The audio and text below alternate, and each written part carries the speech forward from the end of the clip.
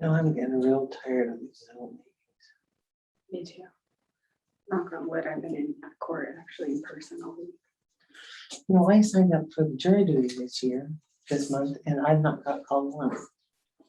Every time I call in, it's everything is settled or everything is postponed. It's still a nightmare. Of course, it's a family law stuff. Going through. Okay, do we have both of our people here on Zoom? I'm here. Okay, so welcome everybody to the December 9th City Council meeting for Lafayette. First thing that we're going to do is call to order, and then we'll do the flag salute.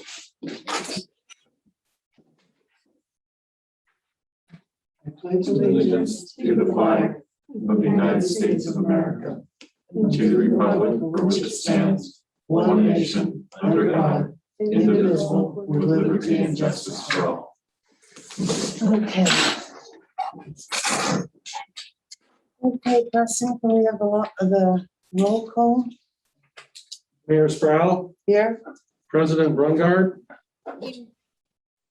Councilor Drubbin, Present. Councilor Gilgan, Here. Councilor Goulart, present. Councilor Newman is excused. And Councilor Paulson, you have 6 councilors present, Your Honor. Great, thank you for all coming. Thank you all for being able to get here. Okay, the first thing we'll do is the Yamhill County Sheriff's report. Everyone, Andrew McMahon, work as a contract deputy for the city of Lafayette, work swing shift currently. I'd like to go over the crime statistics for November of 2021 as compared to the previous year. Go down the list, there's several categories that have zeros, so I'm not going to go over those. We had 1 theft. We had 1 in the other category, 1 DUI, 2 simple assaults, 1 trespass or prowler. So out of all those, part 1 total is down 50%.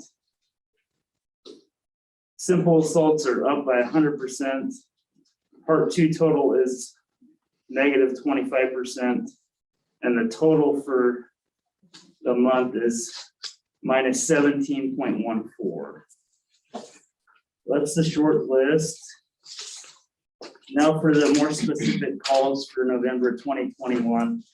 There were 11 alarms, 12 harassments, 6 animal nuisances, 6 disturbances, 2 medical assist, 1 prowler, 23 suspicious type situations, 3 warrant services, 36 follow-ups, 9 extra patrols, 7 information type calls. 2 of them were not responded to, it's more of an information type situation.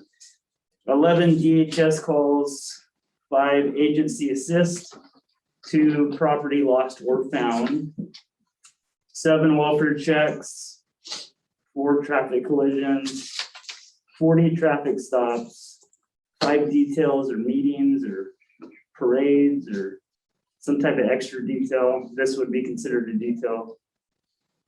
15 area checks, 5 missing person type situations, 1 attempt to locate. Again, it's not something that was responded to, more of an information type.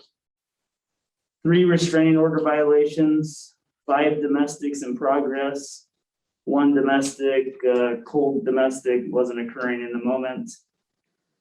2 custodial interferences, 2 weapon complaints, 3 frauds, 3 abandoned vehicles, 2 messages, 7 civil papers, 6 civil complaints, 6 ordinances, city ordinances, 1 traffic hazard, 2 trespass, 1 traffic complaint, 4 noise complaints, 1 hit and run, 1 fight in progress, 2 suicidals, 6 thefts, 1 assisting a disabled vehicle, 3 open line 911 calls, 1 assault in progress, 1 menacing in progress, 3 reckless drivers, 5 field investigations or citizen contacts, 2 sex crimes, 1 stolen vehicle, 1 unknown problem, 1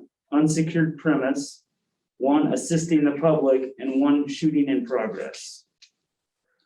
So total for Lafayette, out of all those calls, 289 in total, 170 of those were handled by either myself or Debbie Schmidt or a combination of us both.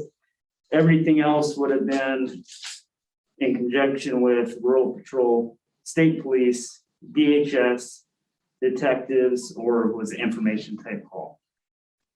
Keep in mind that some of these on here, traffic stops in particular, are going to be self-initiated. So it's not a call that they're responding to, they're initiating in their own activity within the city. Area checks the same way. Is there any questions? I got pulled over because my taillight was out. Does that count as one of your traffic stops? If it was one of us and it was in November, it would be on there. Yeah, Yes. it was about 2 weeks Shame ago. on you, Yeah, Jack. I was on my way to get a bulb. That's the funny thing. I had it in my pocket. I was headed into town. So Isn't that the way it always works? anyway, okay. Deputy, Yes. I know recently there was kind of a increase in some prowling. Have you noticed, has that kind of tapered down? Is that still going strong that we need to continue to tell the? Any specific areas? I'm trying to recall. I just remember hearing something, and I think the newsletter maybe said something about it too, but just, to be extra careful about leaving stuff in your car. Yeah, so I know there was some car, not break-ins, because unfortunately, and this is happening quite a bit still, vehicles are left unlocked. So it's a crime of opportunity, right? They're gonna pick the easiest target. If the vehicle door is unlocked, they're just gonna go on and rummage shoot things. A lot of times we get one of those calls, there's like 6 of them gonna be right around the corner, right? So we try to remind people as much as possible, protect your assets, right? Lock your vehicles up, make it more difficult.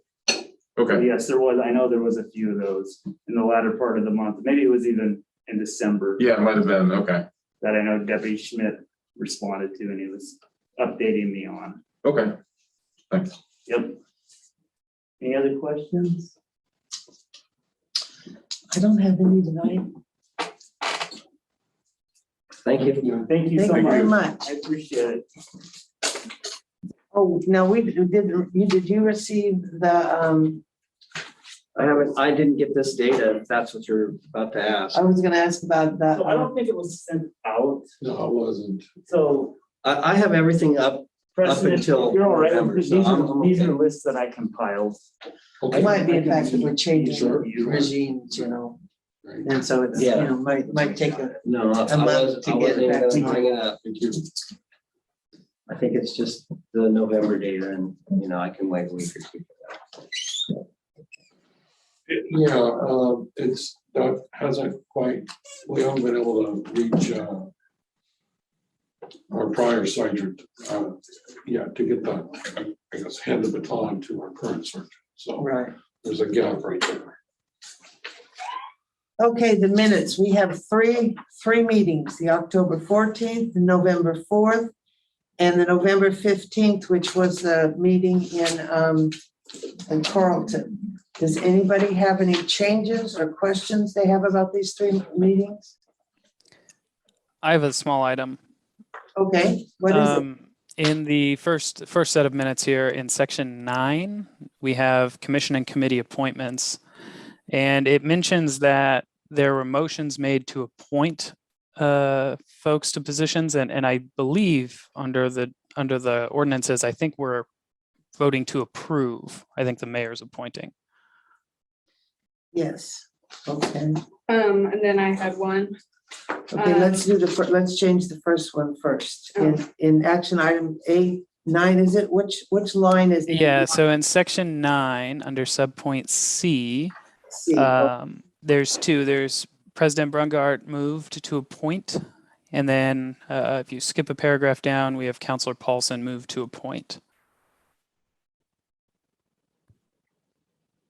And I believe those should be approved.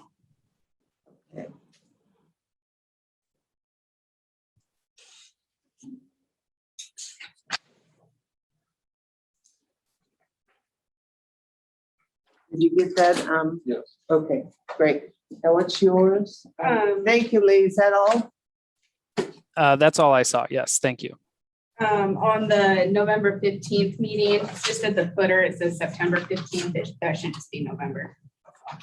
Same one for the November 4th. It says October 26th, and I should say November 4th. Are we in the wrong month?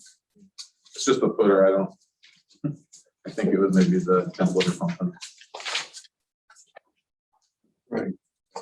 I noticed on, it's page 13 of the packet, but 4 of 7 of the November 4th meeting at the very bottom. It says Councilor Drebin moved to, I want to strike out conduct the second reading and just have it move to adopt, because we'd already read it. And so I explicitly remember not reading the part of the suggested motion to conduct the second reading. Okay, what do you So want? strike out the words conduct the second reading and. Okay.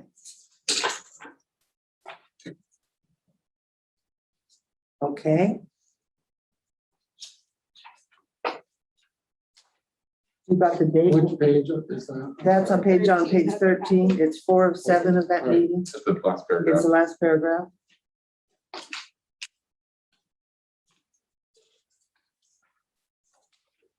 Okay, got it. And did you get the dates where they were wrong? Yes. Okay, so we have all of the dates and everything. Anything else? I know Kayla mentioned and Jim mentioned the footers. Did we mention they were wrong also for the November 15th meeting? Right. Yeah, that was the one I mentioned. Okay, perfect. Thank you. So I had a question. It's on page 18 of the packet, right above the point 5, where it says consensus of the board and the city council with the continued participation. I was not at the meeting, but from what I read in this packet, and it shows that Carlton's out. Is this the consensus of the board and city council to continue participation? Does that really capture what happened at the meeting? Yes, at the meeting, the consensus was to keep moving forward until more information from the following. There was another meeting held the next Thursday that Mayor Sproul went to that had more information. So it was really undecided, but at that point we weren't out, if that makes sense. Yeah, Okay. the Carlton meeting, the Carlton people weren't real happy at the end. Okay, So I'm not sure. I don't know if they decided at that time not to go forward or they decided after the meeting. okay, Yeah, and my recollection, because I was there in attendance, was basically what Christine said, that they were still moving forward. They were gonna attend the next meeting the next week. okay. And so they weren't like, they didn't express, a lot of enthusiasm, but they were going to attend the next meeting and feel it out. Okay, so it's accurate for how the meeting ended. Yeah. I think so, Okay. yeah, I think more or less. Thanks for clarifying that. Okay, so I need a motion for the 3 meetings.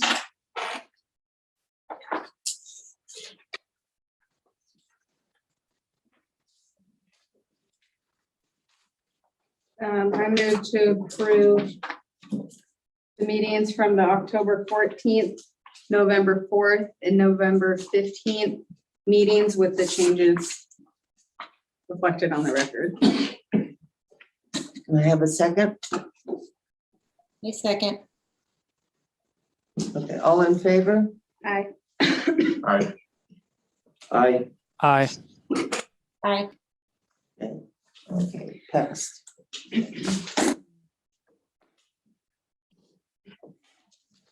Okay, are there any additions or deletions from the agenda for anybody? Okay. How about any citizen input?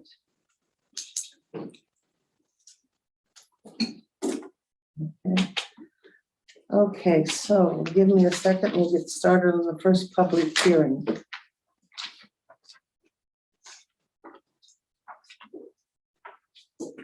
Okay. The first public hearing is for the ordinance 640, the ADU regulations for the Land Development Code. Ordinance 640 ADU regulation for Land Development Code. The purpose of this public hearing is to receive testimony on the proposed amendments to the Lafayette Development Code regarding ADUs. The proposed amendments are intended to bring the development code into alignment with current state regulation statutes.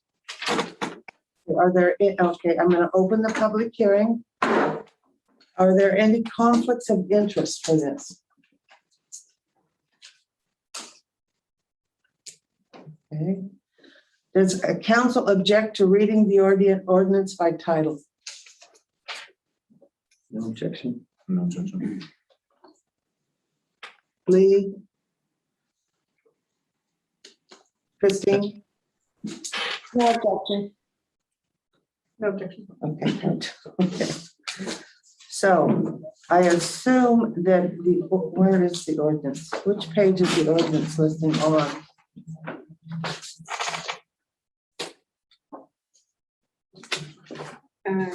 Well, we have the list of the proposed amendments, I believe on page 47 in the packet. But then there's the proposed amended language, markup version on page 48 of the packet. So there's a few different sections, so I don't know which one. Well, I'm just supposed to read the title. So is that the subject? It's page 54.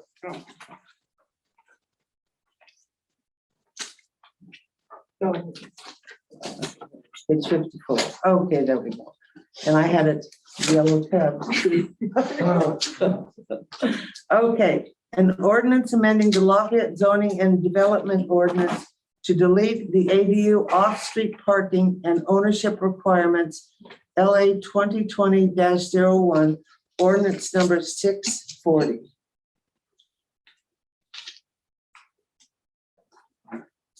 Okay, can I have the staff report? Jack? Thank you. Good evening, everyone. Jim Jacks again, your city planner.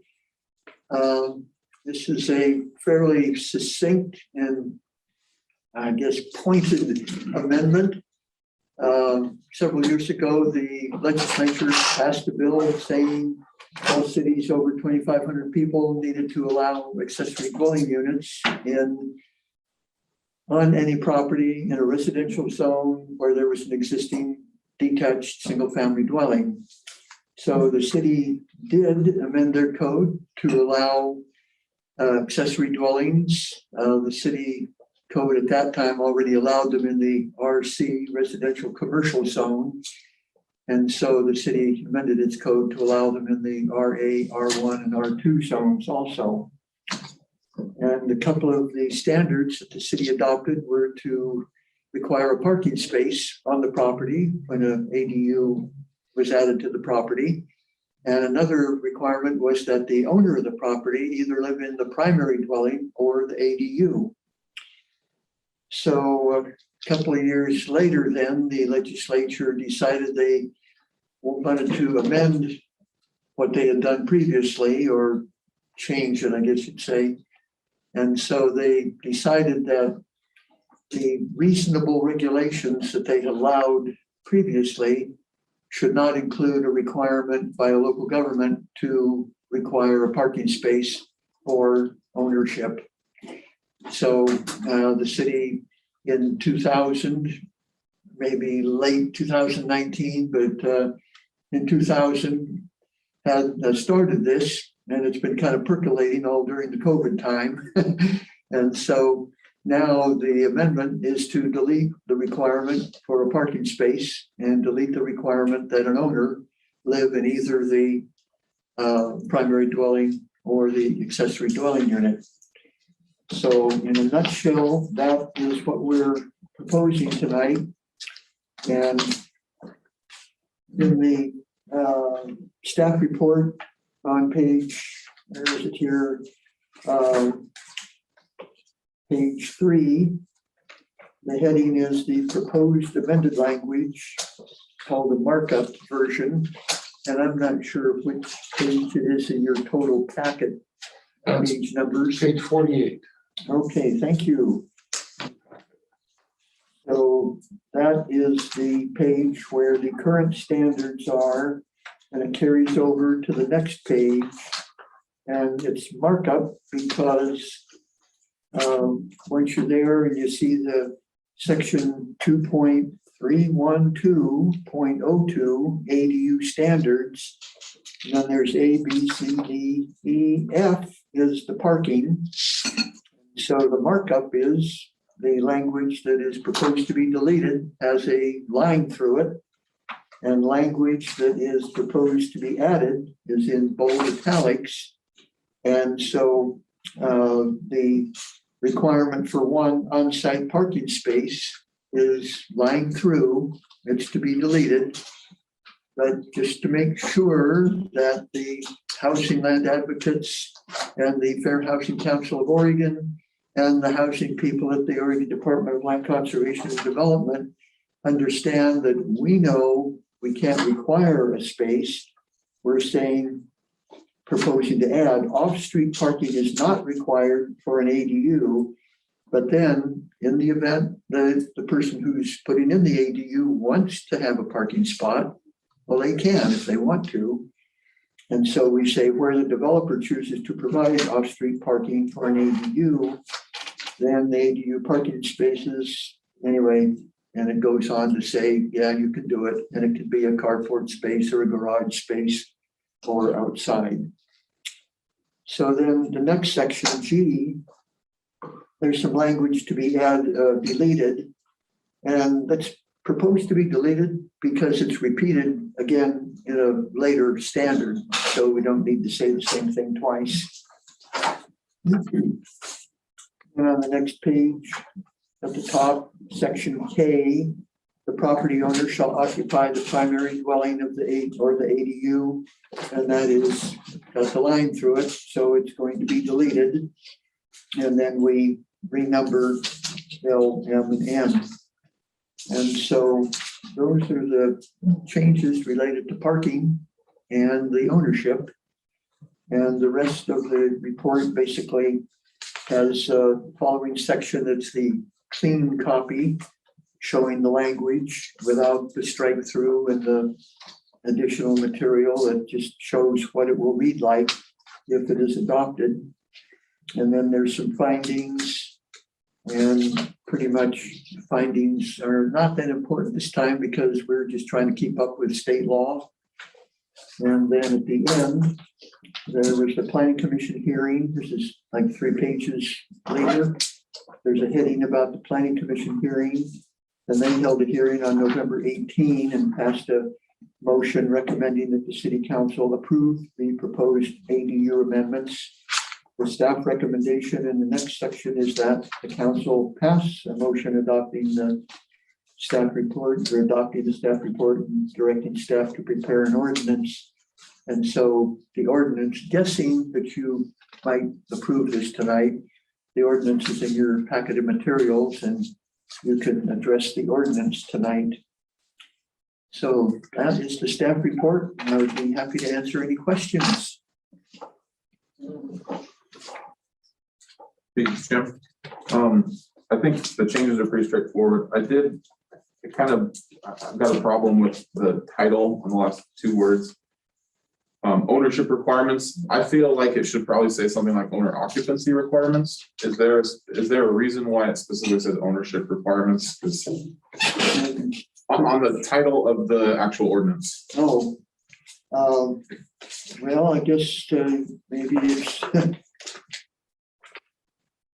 not any, whatever. I guess it could be either way. An owner occupancy requirement versus an ownership requirement. Okay. The occupancy seems more descriptive of what it's entailing to me. You know, the ownership, it says, well, what changes related to actually owning it. So yeah, in a way, because we now require the owner to be on the property, in either unit on the property. It could be that someone would say, yeah, ownership is good enough, or if you want to specify the owner occupancy. I mean, I'd like to see it changed, but it doesn't change what's in there. So, you know, I think I support it either way, but for record keeping, I think it's more exact if we were to change it. Okay, thank you. Does that change anything for our reading or anything that we're gonna adopt tonight, or do we have to go back and do it again? No, that'll be a change for the second reading. That'll be on there. Okay. I don't want to set the progress back a month, but if it's a simple change.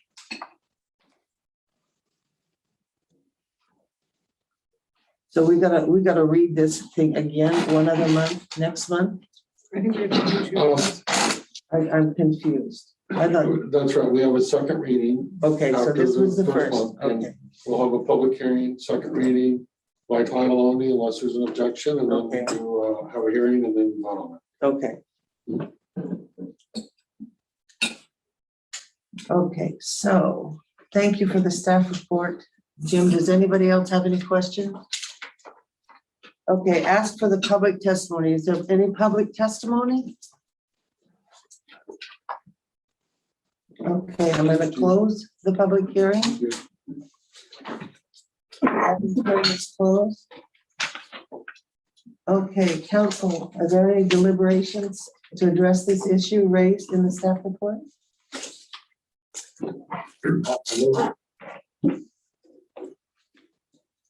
Okay. Okay, on page 64, there's an option for 4 motions. I believe the one that we're looking at now is number 1. So I'm gonna need a motion.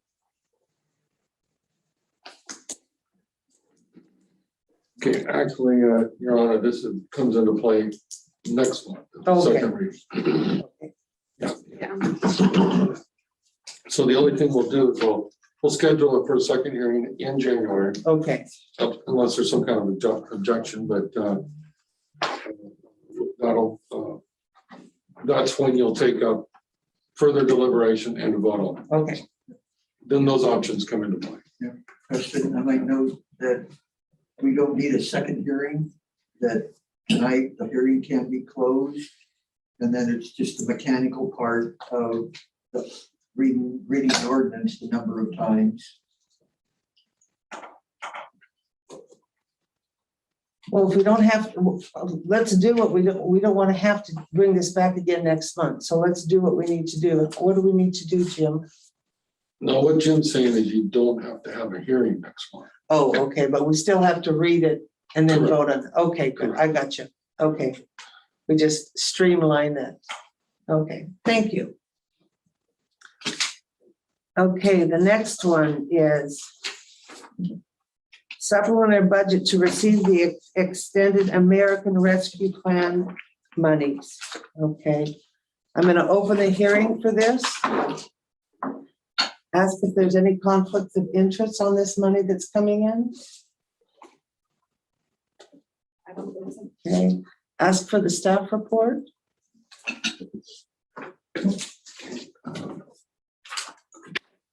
Thank you, Jim. Yeah, Merry Christmas, I'll take it off and I don't think I need to be here next month for the. Okay, so night, everybody. Merry Christmas, Happy New Year. Thank you. Safe travels.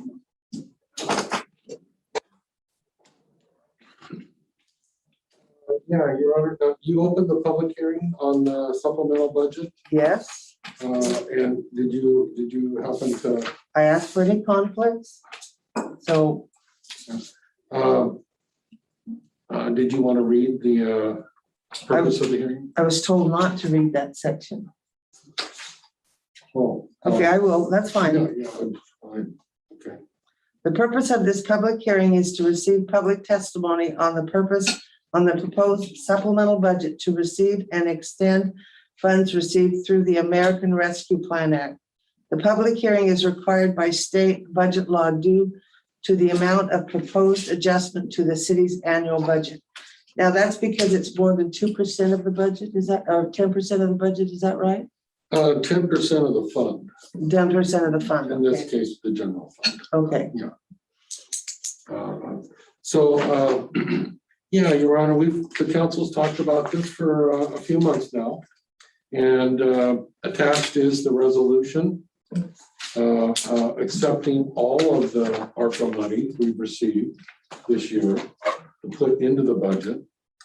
And then we've programmed a certain amount for capital projects, 265,000 of that amount, and that's listed on Exhibit B, our new amended CIP, and that's included under the last project there, Project 15.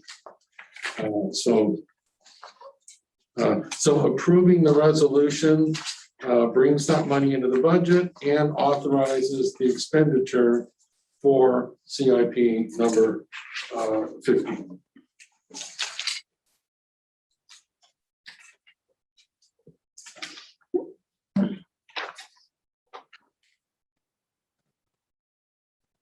Okay, is there any public testimony on this money?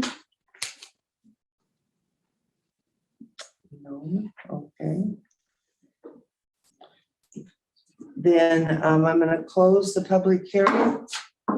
And is there any council deliberation on it?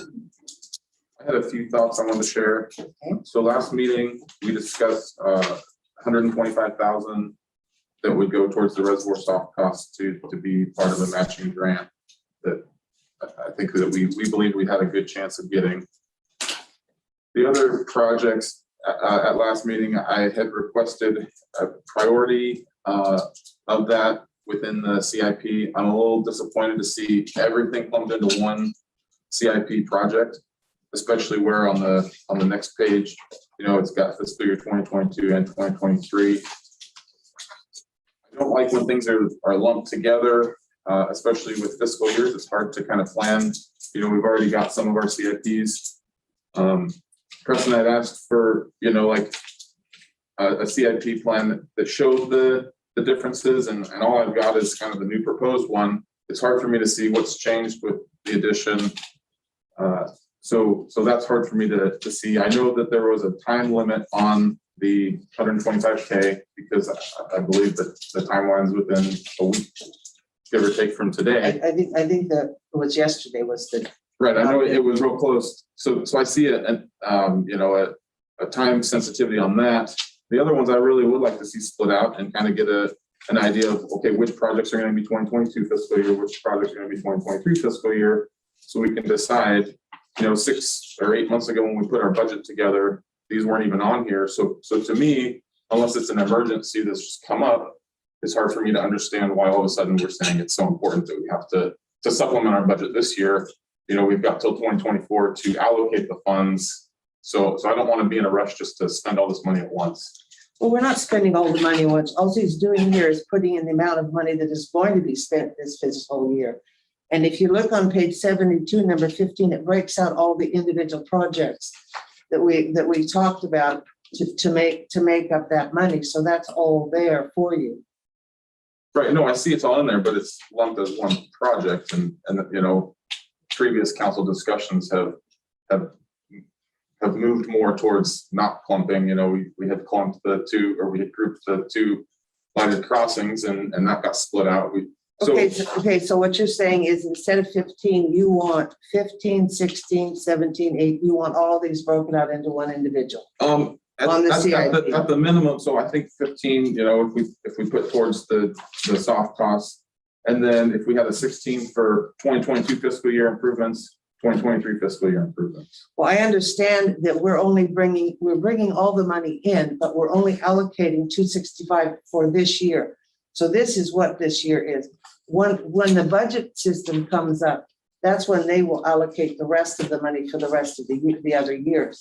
This is just for this year. So on page 72, on the title for 15, it's the last part says fiscal year 2022 and fiscal year 2023. Well, 22, oh, I see what you're It says both. So I don't know which is which. Okay, so let me explain.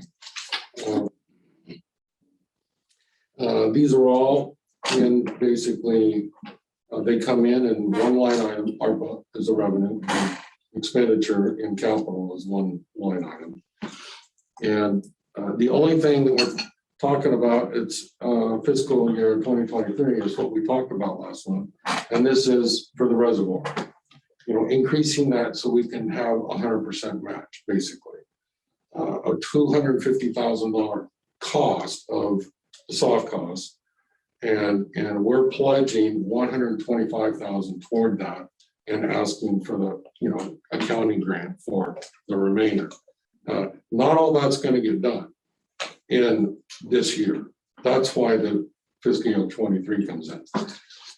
But we need to show that that's what the money is programmed for, because I've said that in the grant application, which was submitted yesterday. All the other projects here, we intend to get that done this fiscal year. Okay, so can we have a 15 that says reservoir soft cost fiscal year 2022, 2023, and 16 has the other improvements? You bet. Sure. We can break So we can do that out. that. I'd like to see that. We can do that. So, Yeah, because if I remember correctly, 175 of that was this year, this fiscal year, and then there was another amount, so that's why they're overlapping. Because 125 is for funding of both of those figures. Is Well, that the correct? 125 is for engineering, geotechnical. I know, but on original thing, it was set in two different figures, 175 on one and 125, I believe, in another year. I think it was only 75 this year, because that's all Okay. we could get done. Okay, it was only 75 and then the rest for that. So that's why you're saying, because we had to apply for the money in total, we had to put it in this now. Correct, Okay, yes. okay. So we can split that out into two, and that clarifies the timing of it. We can do that. Okay. how did these projects compare in priority to the other projects that we've budgeted? You know, I guess you said you plan to get all these done, but do we plan to get all of our other CFPs done as well? Some of these are done already, and some are not going to be done because they were zeroed out in prior amendments to pool monies for other projects. So it's you know, when stuff gets done is a good question, but it's not a sense of priority because ARPA monies are completely separate. They're not competing with the other projects in terms of funding. So it's not a sense of priority in that sense. So we have several projects that are going to be bid this winter, and you'll be seeing those in April, May.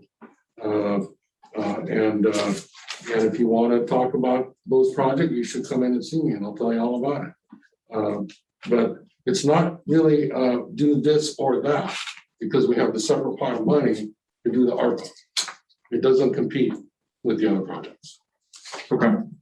I had one last comment on the amended capital improvement program. So projects number 6, 8, and 13, the figures in the title do not match the estimate on the right. Is that something that can be fixed to keep this You current? bet. That's my mistake in the amendments, and that's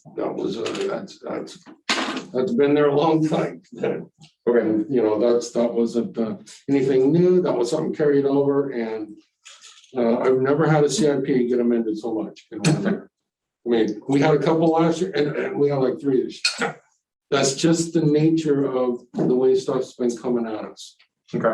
Yeah. I just like it when numbers match, so that'd be great. Well, and just to be sure there, Jim, you mentioned number 6. I see that one. Right. Number 8, it's 140 versus 110 at the add up, and then number 13, 50 versus 10. Yeah, that should have been updated before. And thanks for pointing that out. Yeah, I'll fix that.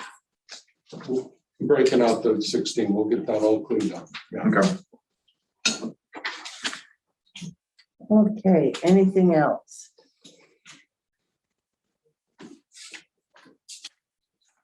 Okay, now, the motion that we're looking for is in the next one that says in the resolution, is that correct?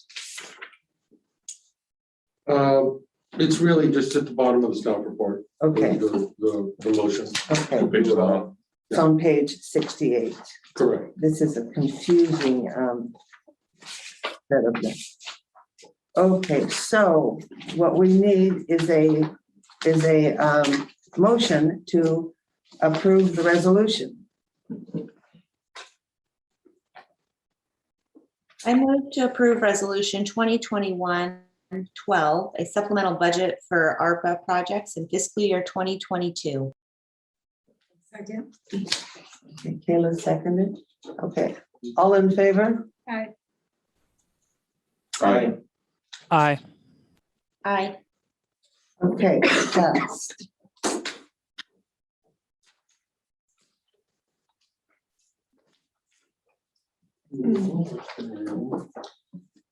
Okay, the next thing on the list is the intergovernmental agreement with new Carlton Fire District. Now, when I got this, I was confused because I thought we already voted on one. What I found out is that we voted on one, it went to their board, and then it was changed, and this is the final change to that intergovernmental agreement. Is that correct? Yes. Okay. So, and you want to tell us what the changes are? Well, the attorney for the district and our city attorney modified slightly section 6 and 8 regarding the hold harmless and indemnification section, as well as the term and termination. None of that changed the nature of the agreement or the sharing arrangement or nothing. It's legalese that I can tell you exactly what was changed, but it's those were the only two sections that were slightly modified. Preston, do you know exactly what was changed in section 8? I don't have the old one in front of me. Section 8, I can grab that. Yes, I can, and I'll be right back. So I'll just mention what my concern here is. My concern is with the automatic renewal. That has to be 6 months in advance. I'm concerned that at $65,000 a year, if you account for the increase of cost of benefits and employing folks over the next 10 years, we could be committing up to $1 million if it's just going to automatically renew every year. Well, I think before as well, we could opt out at any time as long as we provided 6 months. And now we have to opt out 6 months before the renewal. Right. So if you opt out 5 months before the renewal, you're in it for another year and 5 months. That was my understanding, at least. Yeah, I think that might be accurate. Again, I don't have the old form in front of me. So Lee, what was your concern about that we might be paying, that we just would never get out of it, even if we wanted to? Yeah, we'd have to be pretty forward looking in order to catch this 6 months before we want it out. Every single, like you said, every year you have to do it. Narrows the window essentially. And if we don't, if we just forget that this is out there, it never comes before us for renewal, for example, because it's automatically renewed at $65,000 a year. If you just think about what it costs, what the employment costs are for employers going forward, benefits are getting more expensive, everything else, especially with PERS and health insurance. I'm worried that over 10 years, this could turn into $1 million contract.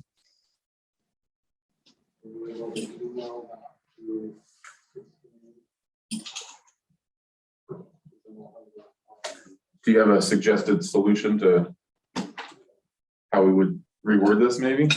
Well, when I looked at this before the meeting, I didn't know that section 6 and 8 were what changed, but I don't like the term and termination. If I were drafting this, I would want just like a 60-day notice to get out at any time, not before a renewal date. But that may not be what Carlton wants, and that may be why it was changed. I don't remember what the old one said.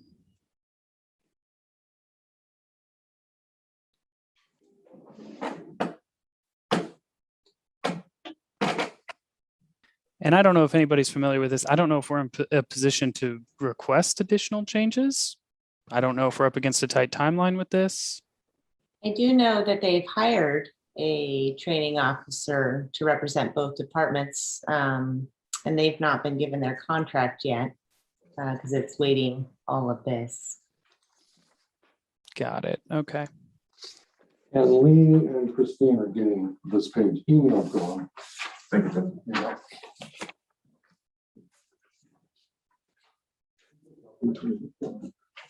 Is this what was in there in the beginning? Is this what's the, what was the original one? I think this shows what Yes, the and changes. it shows the changes here, so, yes. Okay.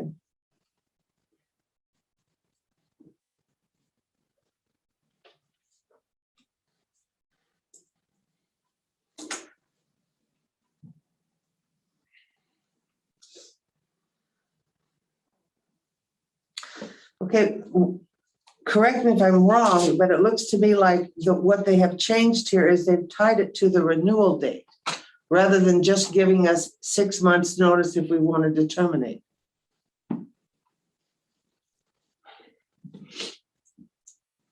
Well, that's true, and the 6 months is a requirement stated elsewhere, so it's just repeated here.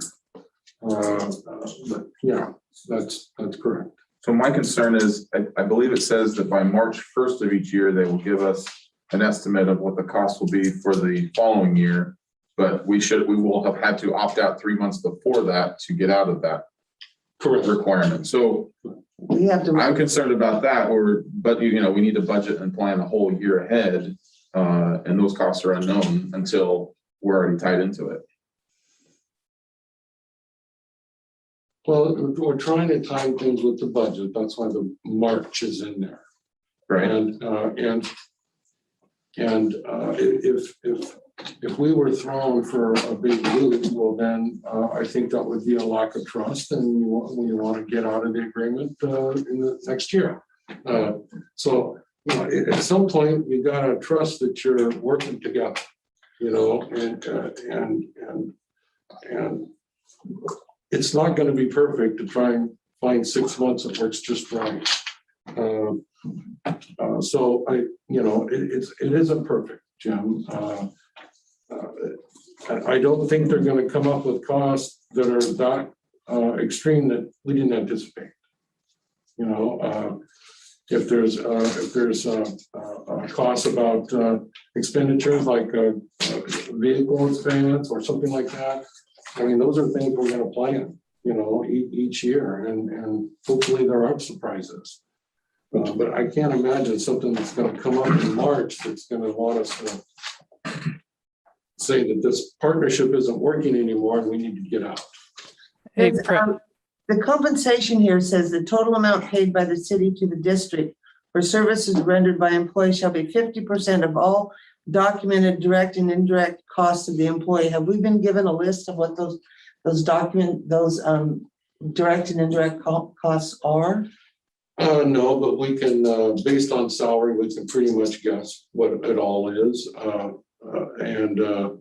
But nothing in terms of definite, in terms of training or supplies. Okay, so they're estimating $130,000. Correct, that's our estimate. Mhm. Hey, so I'm sorry. I think if it's section 6 and 8 that changed, I may have just been emailed the exact same version. These look word for word the exact same for me in section 6 and 8. Well, you probably did. There's blue writing and black writing. Do you see that? Nope. Okay, that's They're the the problem. That's the problem because You're not seeing. what but was he's not new. seeing the color. Hold on. Let me, is it like a tracked changes document or something? Yes, yes. Okay, hold on. Let me fully bring this up.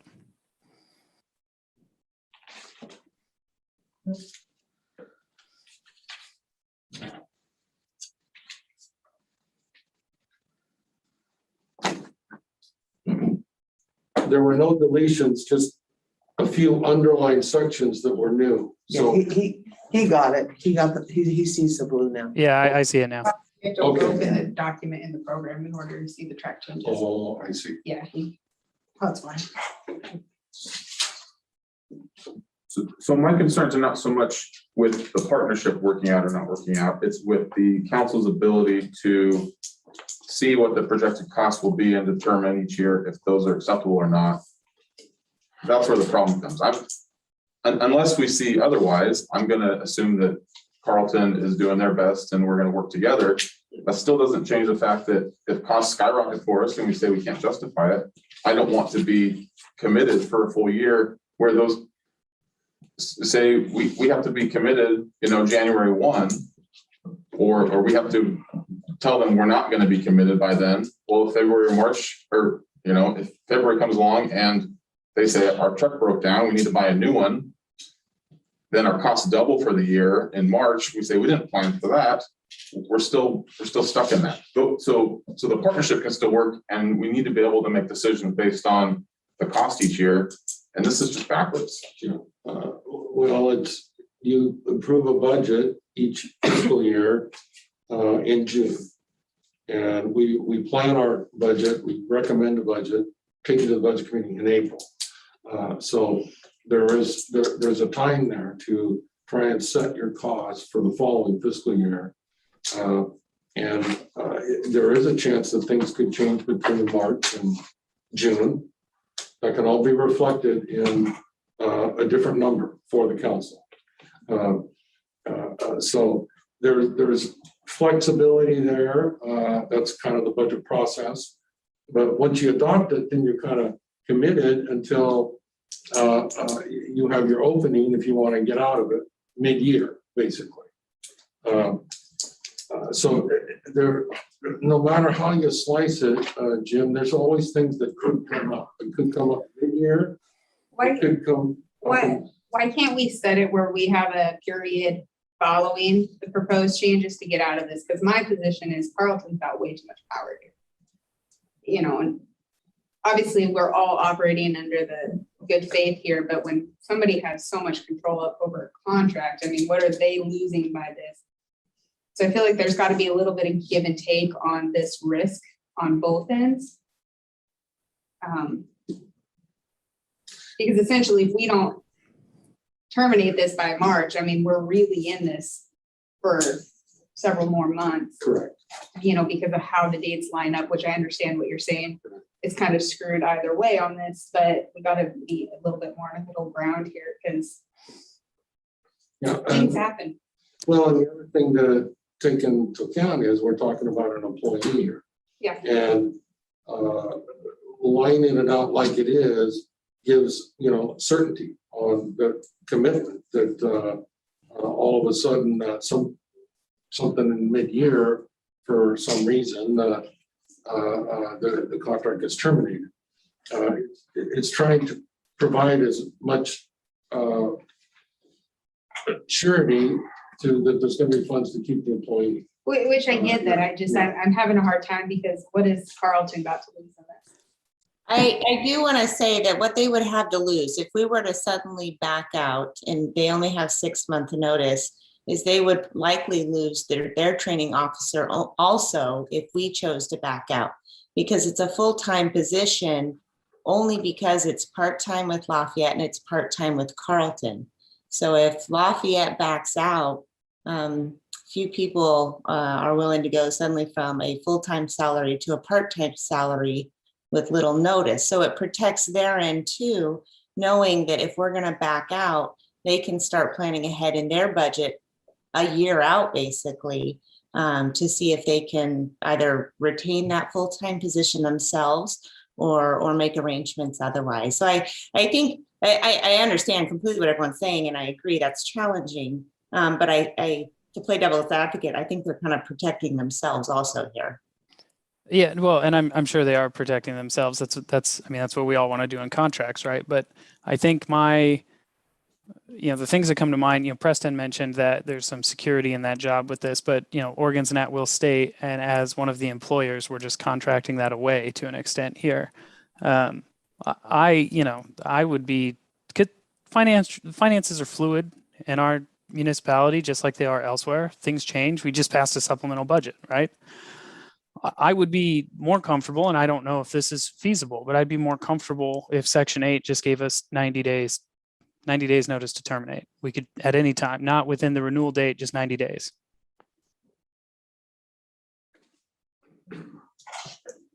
I guess, and that's kind of what I'm proposing is somewhat of a little bit of a middle ground here. Because I see what Christine's saying, but at the same time, a year's a long time here. So, I think we probably have the same interest as Carlton. If they pulled out within that time period, we'd be out without a training officer. So yeah, they're protecting themselves, we're protecting ourselves. But I think with our city's finances, I would be more comfortable if it were easier for either party to get out. I think 90 days should be sufficient. And, I know the wheels of government don't always turn as fast as NASCAR, but I think 90 days should be sufficient to find a solution. Preston, can I ask a question? It's probably more like two questions, but am I correct in understanding that the employee that's been hired has not been provided a contract yet? That I don't know, Christina, sorry. Go ahead. That's my understanding. So I was hoping to confirm it, but that's my understanding that they don't have a contract yet. They've not been provided a contract, have not seen a contract. I was under the assumption it was because the IGA has not been approved yet. So my question is, if there's a delay in this IGA, does that impact, one, how long it will be before they see their contract, and two, them getting paid, because they've been working for Lafayette and Carlton since December 1st. Well, the contract agreement with the training officer is between him and Carlton, not between us and him. So if he's working now, Carlton is paying him in some way, one or the other. What we do here has nothing to do, if they've already hired the guy and he's working, he's getting paid from whatever pocket it is. So I don't think that that's an issue. But we can send this back and ask for 90 days. Yeah, I don't know that I would have made the decision to make that higher before this contract was in place. But I think what, ideally for me, in section 8, the sentence, I think it's the third sentence that starts with either agency may. I think I would just get rid of everything after the word may and add terminate on 90 days notice.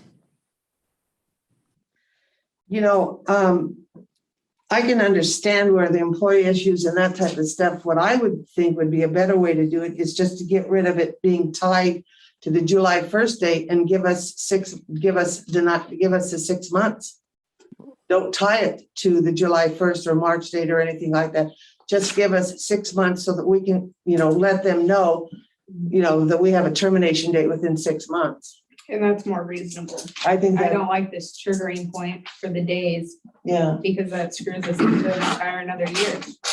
And you've got to be careful, because if 6 months, that would mean in what, February or January?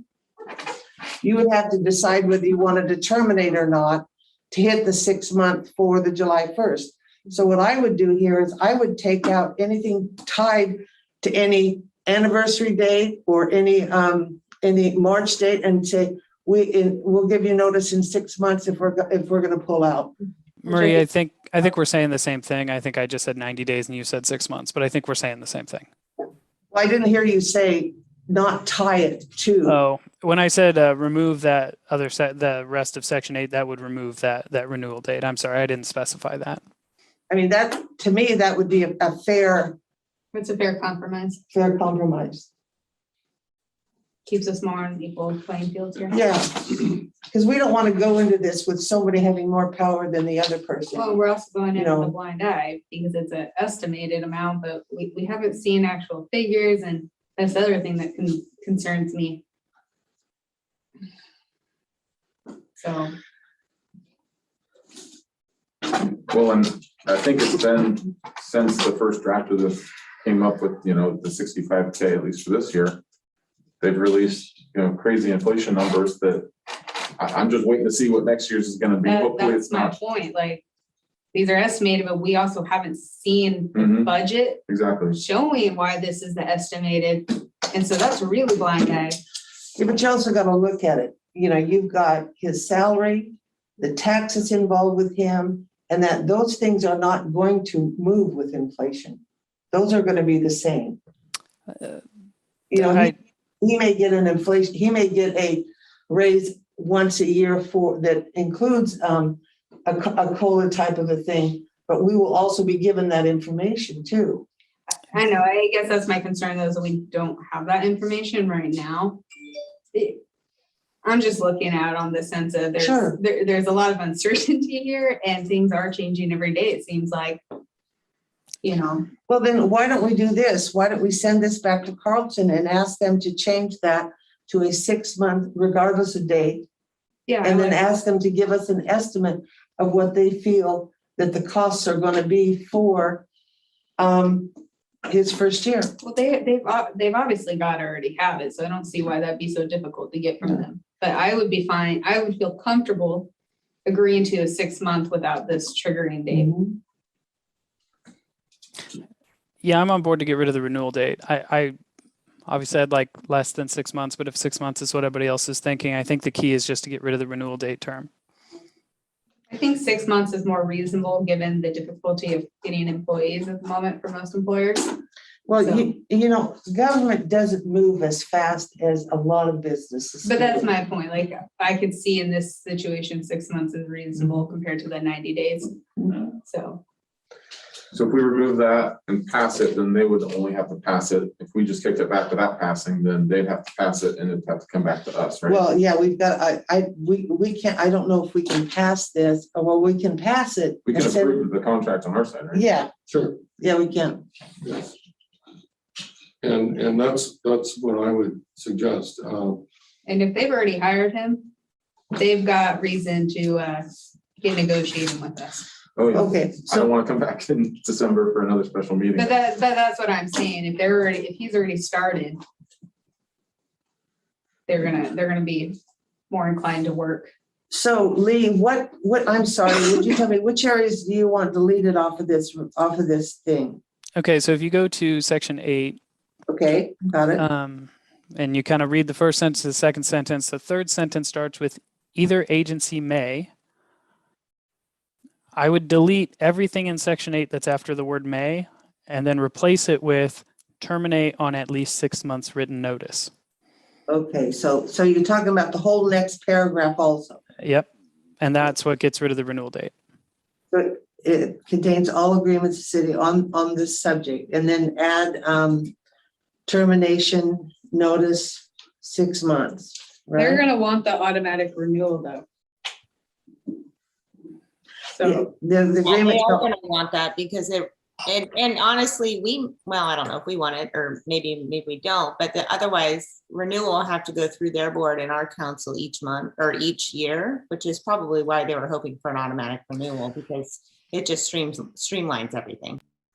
I don't see an issue with the automatic renewal so long as we have a right to terminate Correct. at any point with the 6 months notice. So The long as reason, that 180 days prior to the renewal date is out. yeah, you can take the prior to the renewal date in accordance with section 9, you can take that sentence out, and it would be, You got it. and that's all we would really need to do, isn't it? That's what I. so the reason that I don't like the renewal date is, we're talking about $65,000 a year.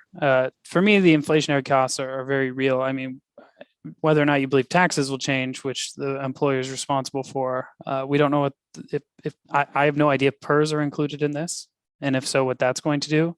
Health insurance coverage increases every year, so that's a cost that will go up. And I don't know what the other benefit package that is exposed to inflationary measures are. So if there's an automatic renewal, and we have the right to terminate this, but it just gets set aside so we don't look at it every year, over 10 years, we might blink and spend $1 million on this. Yeah. You know, you got to remember in March, we're going to be getting, it says here, district shall prepare a compensation estimate annually that is submitted to the city up by March 1st for budgetary purposes, which is 3 months ahead of the automatic renewal, which at that time we can address it if it's doing what you're saying it's doing. If it's going too much out, then what we do is we terminate and we go 6 months and we're out. But if it automatically renews, so we'd have to terminate.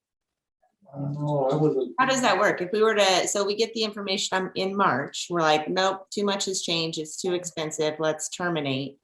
It would terminate in September. As long as it's not required Yeah, 6 months we would then before be the renewal date. automatically renewed from July 1st to September then, like a prorated contract. Yeah, I mean, yeah, but it's kind of wonky that way, because you have to automatically enter into a contract that you're planning to terminate, but, Well, July 1st is the budget year, the fiscal Right. year, and so nobody wants holdups going into a fiscal year for passing a budget, right. which is, the automatic renewal. So automatic renewal doesn't make sense without having like a deadline. We would just say this contract is good until either party terminates on 6 months' notice. Right. I mean, there's no renewal, it's just good until terminated. That was my original point by removing the renewal date. Okay, so you're removing the automatic renewal altogether and just setting up a 6-month termination period. Yeah, because I don't think, we may have to pass this every year, but if there's I don't see anywhere in this where it says it's good for 1 year. It seems like a perpetual contract anyway. So I don't know why we'd have to renew it every year, other than just approving it in the budget. So I don't know what the automatic renewal date does.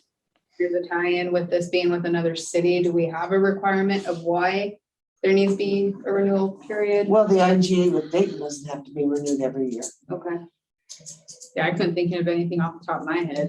Well, that's not for an employee, but, my experience is that if you have a renewal date, then it's not a question. It's going to be renewed every year. Without it, a question in the future could come up. And that's just my experience with these kind of contracts over multiple decades. But the city attorney's not here to comment. I recommend you do whatever you feel comfortable with tonight and pass it.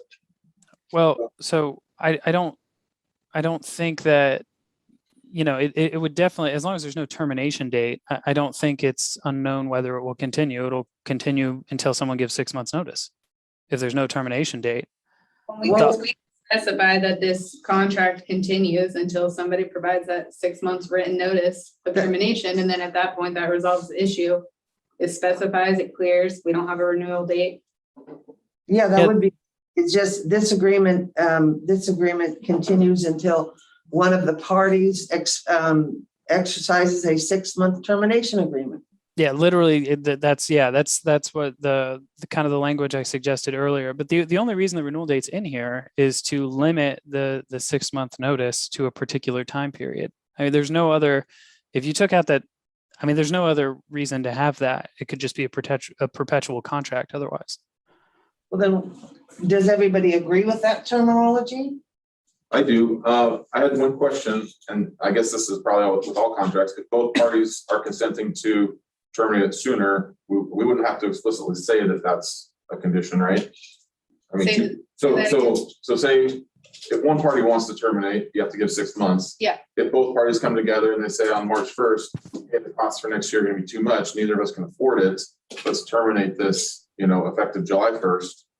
As long as both parties are consenting, we wouldn't need to have both parties could rip up the contract and say we're done, right? Well, yeah, both parties probably agreed, but. So yes, but I think to make that more clear, you would want to add an amendment provision, which just says this contract can be amended by the written consent of both parties. And then if they decided, hey, next year it's going to be too expensive, both parties just write a little note that says, we want to get out of this. We want to get out of this. It's agreed. It ends on this day, and it could be the next day. Okay. Yeah, I'd like to have that in there, just to keep our opportunities open to do that. I don't know if that's really necessary to include though, because that's the reality of with any contract. If two parties agree, Yeah, you're right, with an amendment. Okay. I don't think we need to make this more difficult than. Well, I think the only thing that we need to do here is okay this agreement with the changes in section 8 saying that this agreement will terminate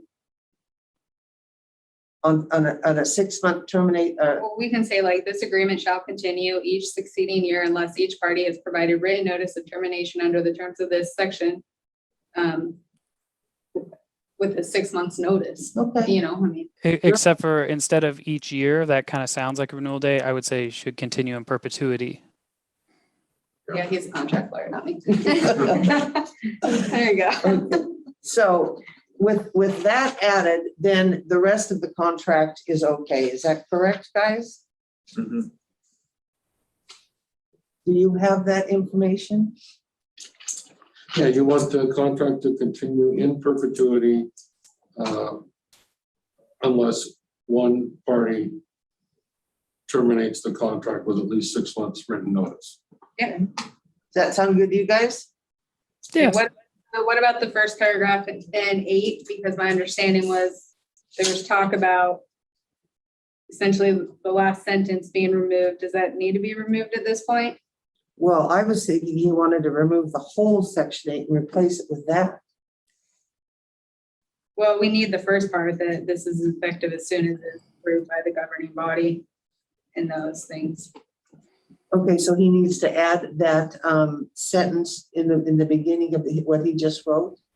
So for sure, the first sentences of the first paragraph need to be included. Correct.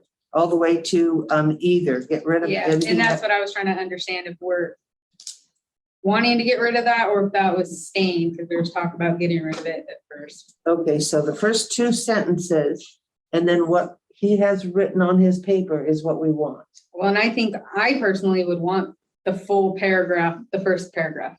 To allow us to call a meeting or them to call Yeah, I a think meeting. that's- I think that's important. Yeah, Yeah. I agree. so I think that should stay, and then the second paragraph be what Preston had just read. Okay, Should about. that be a period at the end of the first paragraph instead of a comma? Yes, yeah, that should be. Okay, so we're talking about keeping the first paragraph and then replacing the second paragraph essentially with either agency may terminate this contract on at least 6 months written notice. yes. With, well, saying With that, it so saying that it continuing. continues in perpetuity until. Okay, so then the second sentence should say, or the second paragraph should say, this contract will continue in perpetuity unless either party terminates with at least 6 months written notice. Yes, that's what I have. Okay. Okay. So what we're going to do is ask for a motion to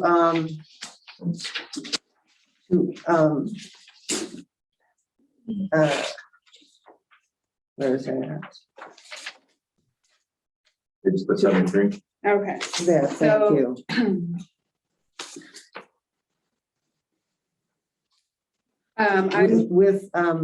With requested changes. yeah.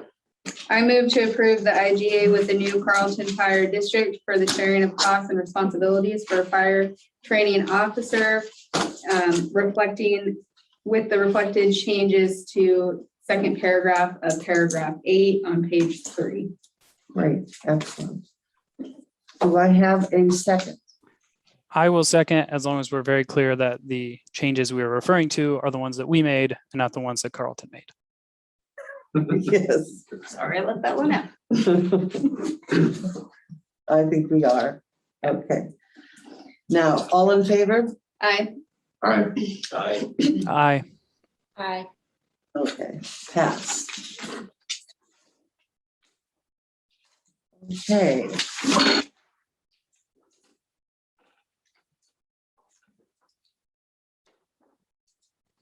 That is my agenda. I got screwed up on my paper.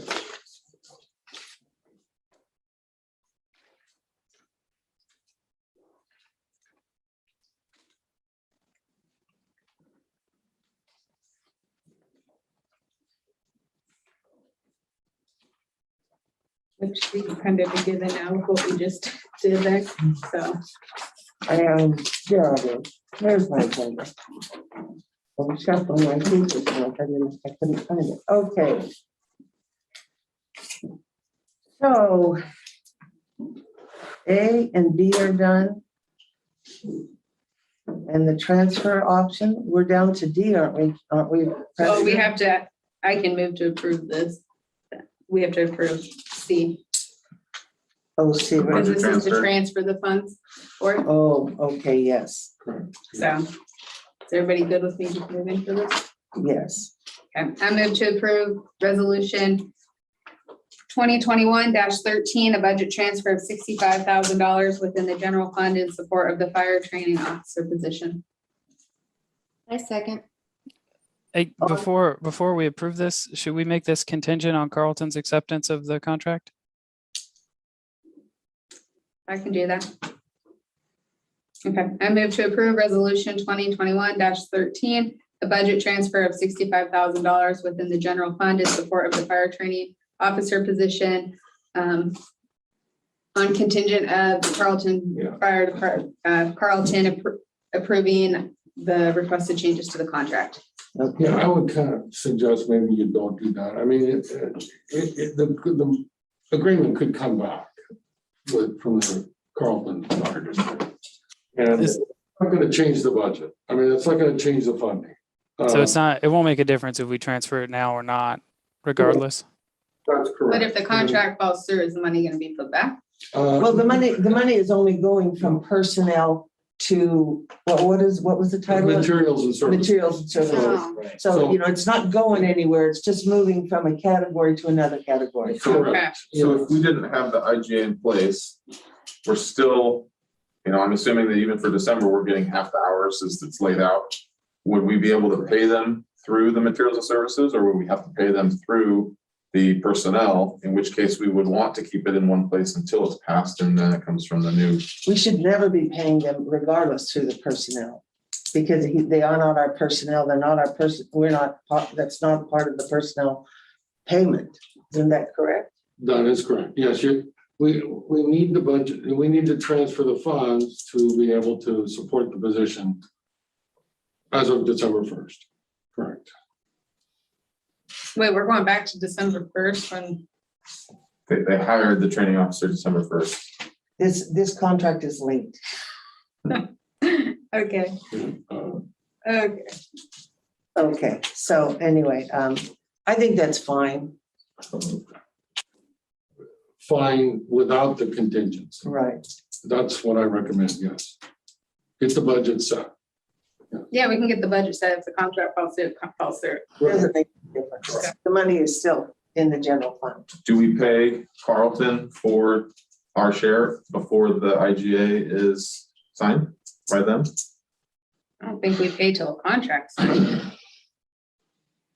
Well, you better decide that tonight because I intend to pay our share. Once you approve the budget transfer.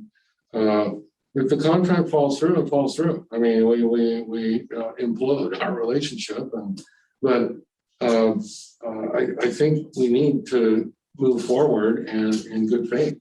Okay, so I would be okay with paying our share for, Preston, are you gonna pay the whole chunk or like this month's share? It's only on a monthly basis. Okay, well then I would be okay with paying the monthly basis so long as our proposed revisions are sent before we make that payment. They don't have to be accepted, but as long as they're sent before we make that payment. You bet. We'll get them the signed Lafayette amended agreement next week. We don't have to pay it until 15 days after they bill us. Okay, So they're not going to bill us until the end of the month, and then we've got 15 days. So we've got till the middle of January. I just don't want that payment to be presumed as an acceptance of the contract the way it's sitting. So I'd like our revisions sent before the payment's there, but it sounds like that's not a problem. Okay, so All right, you move forward then with your proposed language. Lee, What? you. What? You But move. I proposed language. I think the motion that's still on the table because it was seconded without the contingency, I think that's still there. I think that works, right? So the amended motion fails, right? Nobody seconded your amended motion. no, Correct. So the First Amendment is still here, right? the first motion. Motion, Yes. okay. Can I have a vote on the first motion? Aye, All in favor? aye. Aye. Okay. All opposed? Okay. So Sorry for the confusion there. That's okay, we'll get there. Okay, the regional fire district proposal, okay. Kayla and Christine and I attended and Greg did too. You were there, that's right, you were in person.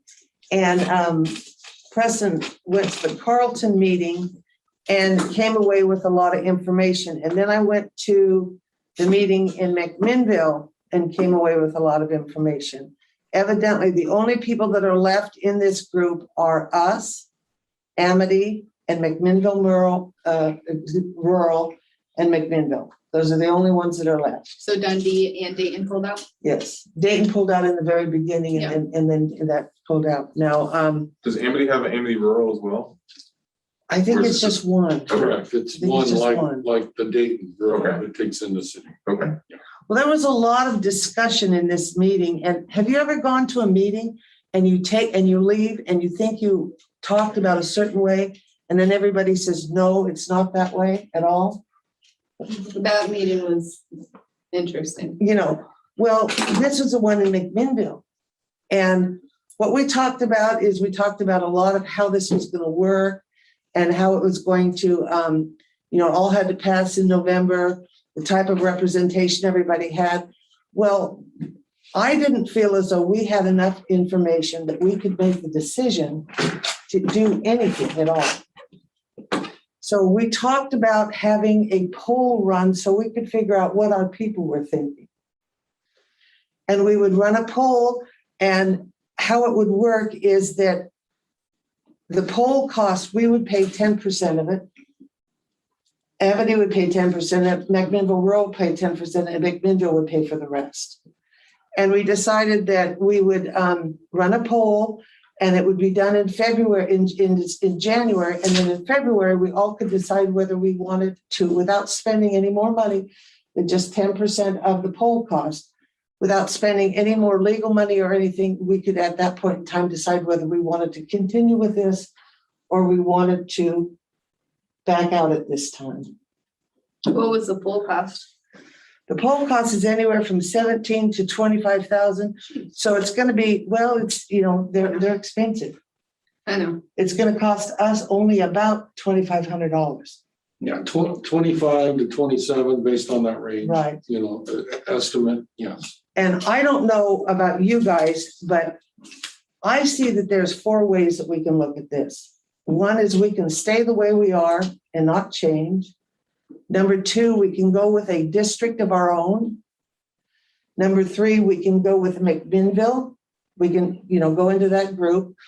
Or we can stay out and just wait it out and see if we can get a contract and work on a contract with McMinnville for a couple of years. But you know what? I don't know, to be honest with you, what the citizens are willing to pay for. And that it comes back to that. Mm-hmm. And without a poll, without information about what the citizens are thinking, we can't make a decision. But do we have enough information to give to the citizens to even make a decision? Because that, I feel like I don't have enough information from this whole thing. No, but the poll will give them the information that they need to make the answers. And that way we'll be able to get an idea of where our citizens are at. And if the citizens say we don't want to go into McMinnville, but we're willing to pay for a district, then that's what we'll do. That's what we can do. If they say we're not willing to pay for anything, we'll stay where we're at. I don't have any idea of what our citizens out there would do or want to do and how much money they would spend. Do you? Bill? I don't think a lot of people are aware of this. That's the other thing. No. So I have some questions about this poll. First of all, if it's just 4 answers, right? Or maybe it's not because it's uniformed and Lafayette might have 4 choices and the other people paying for part of the poll might have 2 choices. In addition, I don't know what kind of information they're going to be given, but the stuff we've gotten, I don't know that your everyday Lafayette citizen is going to comb through that and try to figure out what all the tables and numbers mean. So if that's the kind of information they're getting, and if we don't know what the poll choices are going to be, I don't really love the idea of spending money on this. This is not going to be run by the people that did the consulting. This is run by a separate polling company. And what it's gonna be is the answers and the questions are gonna be uniform throughout the whole districts so that we can compare apples and oranges. Because one thing we don't wanna do is make the decision to go to the ballot to create this district and have it not pass. And waste all that money that it's gonna take to get it there.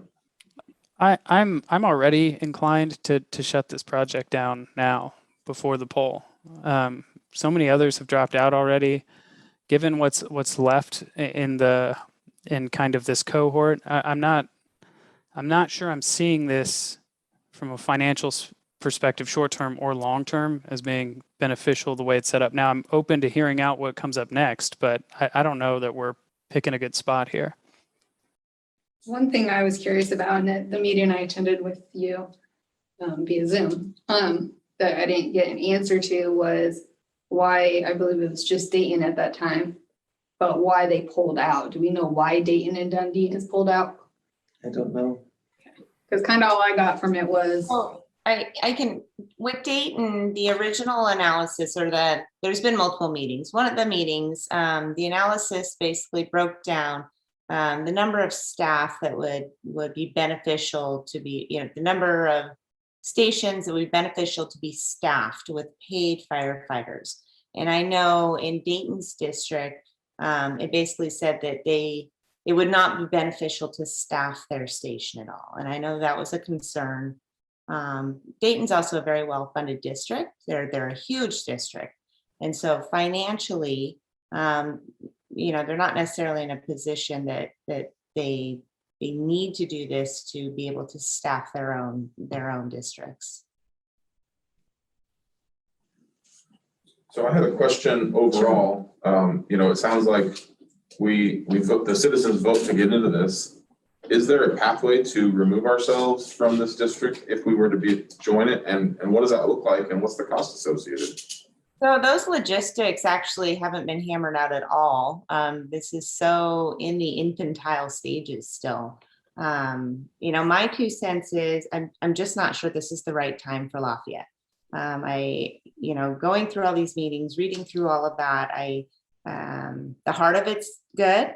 I think it has the potential to be good, but when you have so many areas pull out, you're really losing the meat of the purpose of it. And I think this is a challenging time for other districts, and maybe just not the best time for us. I don't think that it's a smart time for us to go headlong into it either, but I think when we have a chance to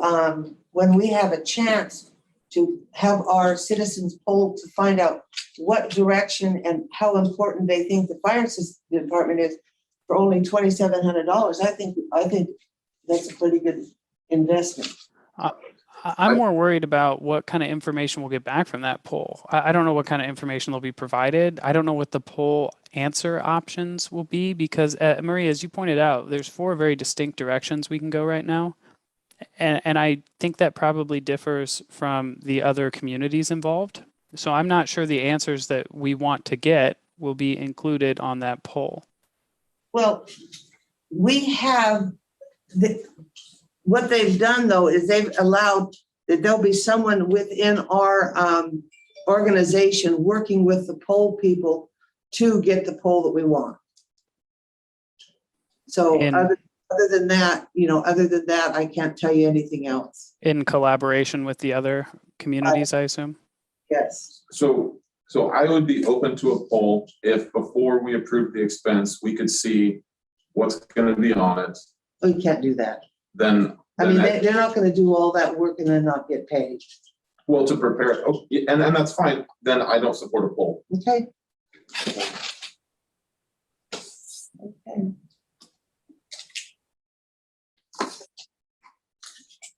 Is that the consensus? Your Honor, can I add a little bit? Sure.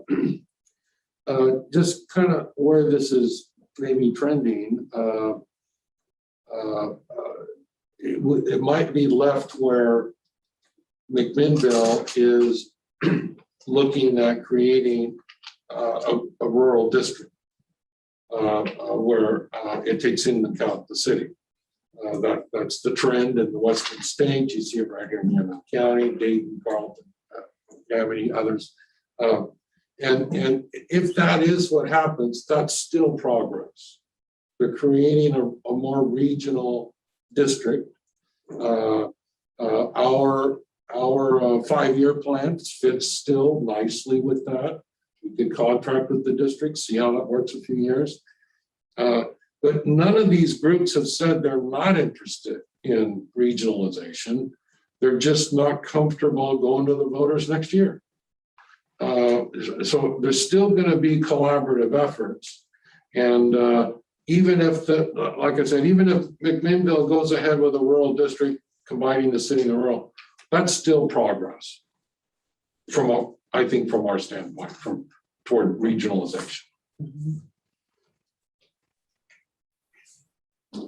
I think I'm just frustrated because of the lack of actual information and details that we have here, and I'm not saying it's anybody's fault. It's just, it's really difficult when we have no information. I agree. But it also sucks because we've already spent a lot of money researching this. We only spent $3,000. Well, I mean, but Well, we do have the information. If you want to go through it, it's there. You have that 50-page report. You have all of that others. Oh, we spent $6,000. I thought it was 6,000. 6,000. 3 in October and 3 in April. Expert to assess. Well, if the consensus to if the consensus of the council is that at this point in time, we'll just maybe back off and just wait and see what's going on. I think some input. I have a question. I'm trying to keep up with everything. I haven't heard what this district, what problem is it attempting to solve, or what opportunity are you attempting to address by its creation? It's from the consultant's information. It is supposed to reduce our response time measurably. Not to mention the fact that it's supposed to also staff our fire stations appropriately with manned people, and EMT vehicles and stuff like that, stuff that we don't have yet. Which I think is important with the fact that we have a development going in for 200 more homes. Exactly. But at the same time, there's a lot of uncertainty because of the issues in McMinnville with their fire station and, Correct. and so I think that's my hesitation here is. So McMinnville station, it needs retrofitting. It's seismically unsound. And so there's an expense there and all. So I think some of the concern that I heard was, the district having to pay for all of these updates and any new fire station that needs to be built, as well as they mentioned, staffing our own fire department with full-time folks for the response time. And that's, Well, a lot of it's that's absorbing, it's spreading out the cost. But I think the fear is that McMinnville is going to cost a lot of money, so it's going to get spread out. Their infrastructure will, I think, be better or more solid, I guess, and maybe they're going to add some buildings around there. But in general, I think that was my takeaway from Carlton's fear was having to pay for McMinnville. I think that's interesting because years ago when we looked at creating a district with Carlton, we were in the same position. The council didn't want to take on Carlton's debt. I recall that, yes. Yeah, Carlton's debt but we didn't have a fire station Correct. either. Right. So it was kind of interesting that now that the shoe is on the other foot. Yeah, and I think there's, I don't know the history, but there's some animosity between McMinnville and other departments, fire departments. I don't know what that is. Yeah. The thing that I'm not saying that because of the poll that we move forward or not. What I'm saying is I think the poll will give us some information about what our citizens are looking at, whether, they're gonna wanna fund a fire station of our own or a district of our own. Maybe they'll wanna do that rather than go with McMinnville, and that's what I'm looking for, is information to tell me which direction the citizens wanna go. Yeah, and I agree with you, but that's my hesitation, is just not having the information. Exactly. Because how do they make that informed decision And without the information? I'd like to see, what it would cost if the city of Lafayette themselves wanted to say, we need to fund either an EMT team or a full-time fire engine crew. What would that cost? What would that look like, on a ballot bond? And then if we did do a poll later and said, okay, this is how much it costs to join a district, this is how much to do it on ourselves, which are you more interested in? Was any of this done when everything was going out with the building of the fire station here? No, I don't think that we did any polling or anything like that. Well, did we do any assessing of the costs to staff our fire station? I don't think we've gotten that far. There were some basic breakdowns that were thrown around as estimates, but I could quote what those random figures were thrown around, but I don't know how accurate they were, so I'm hesitant to do that. And they're likely outdated now, I would assume. Yeah, this would have been 4 or 5 years ago, so. I'm not opposed to a poll. I think the more community input we have on the direction of sustained fire and emergency services, good. I agree with the concerns that not knowing what those questions are they going to be directed more towards an emerging situation or just more broad, in terms of, what type of services are you looking for in your area? I'm not sure if I don't know if there's a way for us to do our own poll. I don't know what that costs. I don't know if we're getting a pretty good price here by doing one with these other areas. Well, we can call the polling company and ask them. So my question is, what do we need to do to kind of get some of the answers to our questions? what is a full-time fire department? Is I that, mean, do we have any is that idea? 8 people during the day and 4 people at night? I mean, I don't know. Greg, it depends on how many engines you want to staff. It's 4 personnel for an engine. Well, I mean, you can run one with 2 to 3, but a fully staffed engine's 4 people. Having an ambulance, that's a very different world from fire staffing. I couldn't even guess what that costs because it's all very different. That's 2 separate entities. Granted, both in a fire station, but 2 separate entities. In the meeting, someone asked that specific question, and the guy said that it costs about $1 million to staff 1 vehicle For EMS? per year. One fire engine. 1 fire engine. And we don't even touch that with what we spend now. Yeah, that's insane. I know, but that's what it is. That's the cost of 24/7 because they're not Monday through Friday, so you're paying for services 24/7 for personnel, 24/7 PERS, benefits, all of that. Yes, it is quite expensive.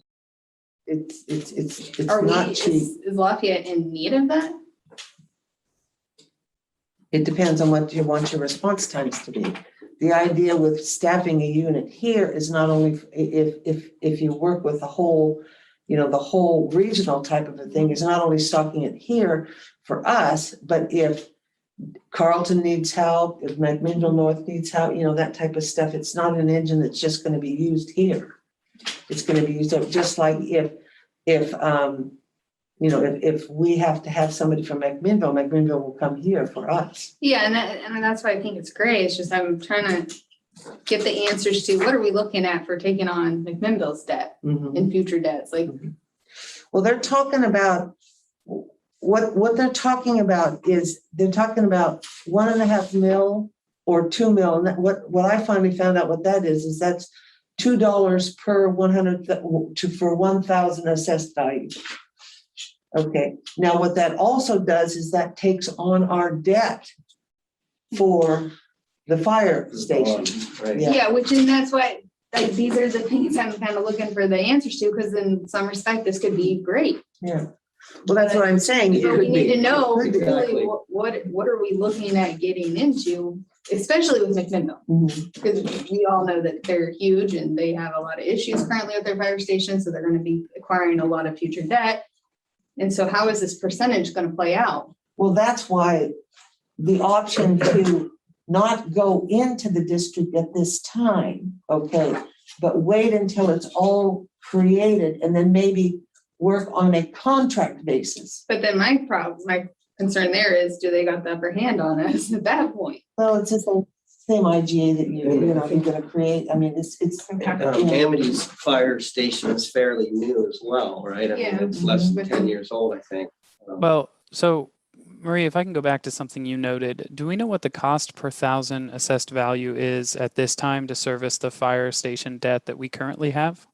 Don't know, I don't have a specific thing other than the fact that the fire station right now is costing anywhere from 85 cents to 95 cents per thousand.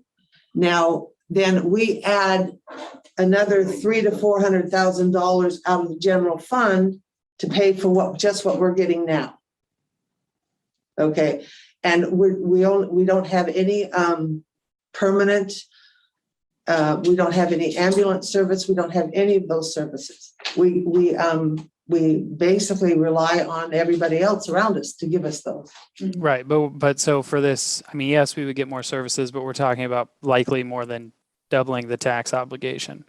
But we're talking, well, not really doubling it. Well, yeah, basically, we're talking about $2 per 100,000. But then you don't have the 85 cents that also for the bond. That would Right. be. So, Yeah. so more than, right, so instead of 80, Dollars minus the 85 cents or 95 cents. yeah, so we're, I mean, instead of people paying 85 cents per thousand, they'd be paying like $2 per thousand assessed value. So it's a little more than double, right? But we minus 85 cents off that, and in return, we're getting this extra support with services. Right, the services that you're getting, the services that you're getting are what's important, and the response time is up. And that's not only an asset to us, it's also an asset to McMinnville and the areas, because our area will service a lot of the north of McMinnville and create good response times for them. So I mean, it's a handshake type situation. Yeah, I think I'm still kind of sitting against this right now and kind of wait around and see what comes up. I'm also against the poll at this point, kind of as Jim touched on. We just don't, look, if we're paying for 10% of the poll, I'm not going to be so hopeful to believe we're going to get more than 10% of the information that we hope to get, because our circumstances are very specific. You mentioned kind of the 4 routes that we can move with. I don't think that the folks paying 90% of the poll have the exact same 4 routes. Yeah, those are just my opinions. I mean, you guys could have different opinions, but I've thought about this quite a bit, and these are what I came down with. I couldn't figure out any other options that we would have.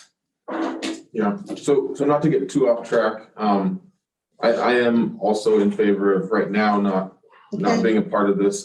I wanted to just mention, I looked through the calls for this last month, and out of 56, 24 were EMS and 22 were either canceled or they were unable to respond. So 46 out of 56 were not fire related. I didn't look through the other ones, but I do want to mention that the ones that are canceled, if you'll look at the address, those are where Lafayette's being tapped out to McMinnville regularly to support them because they aren't staffed. So if you look at the addresses of the ones that are canceled, those streets aren't in Lafayette, they're in McMinnville.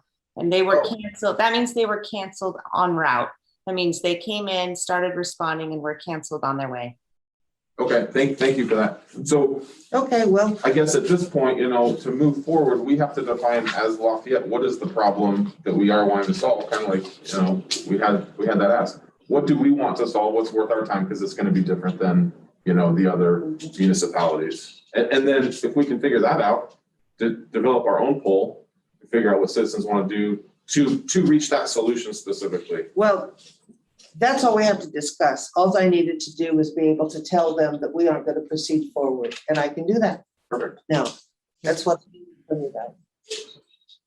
Okay, thank you for all of your input. Do we need a motion there? I don't, I think so. Yeah. I think we do. At the bottom. Page 80. suggested I move motion. to opt out of participation in a regional fire district at this time. second, I will second that. all in favor? Aye. Aye. Aye. I, Okay, great. Thank you very much. I will get that handled.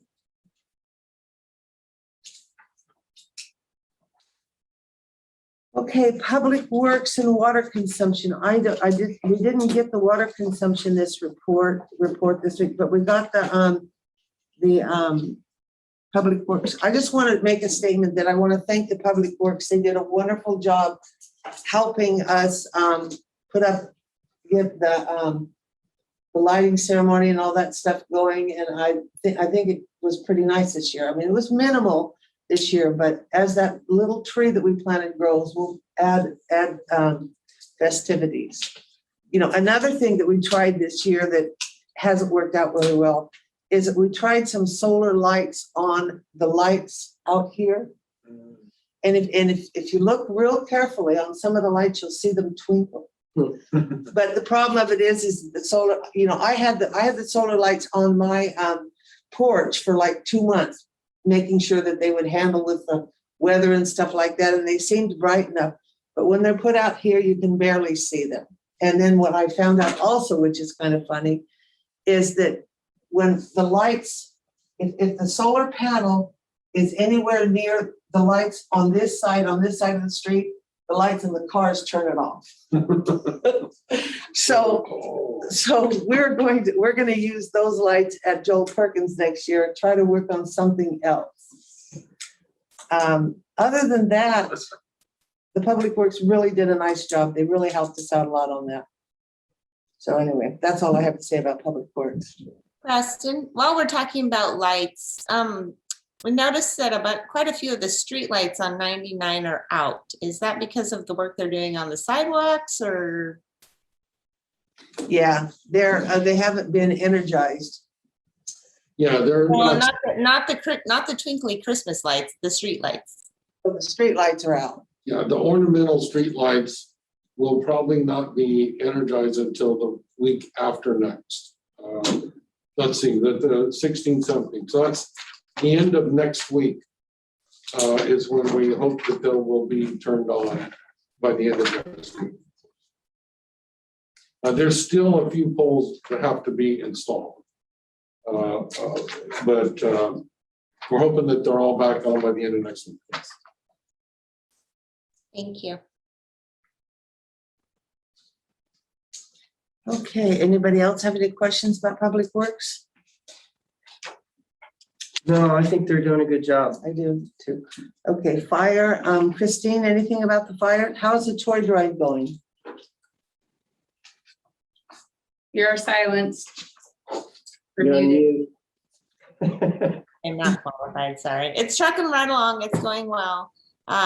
They've had a nice turnout of donations, and volunteers will start wrapping them here in a week or two and get them dropped off to families. The fire station or fire department's also going to do a parade like they did last year. It won't be on Christmas Eve this year. It'll be on the Wednesday before Christmas, so December 22nd. Okay, great, thank you. Okay, Preston, you're on. Well, thanks, Your Honor. So the last month, we completed a lot of very significant reports. Our audit got finished here at the end of November. Our water management conservation plan is now out to our partner cities for comment.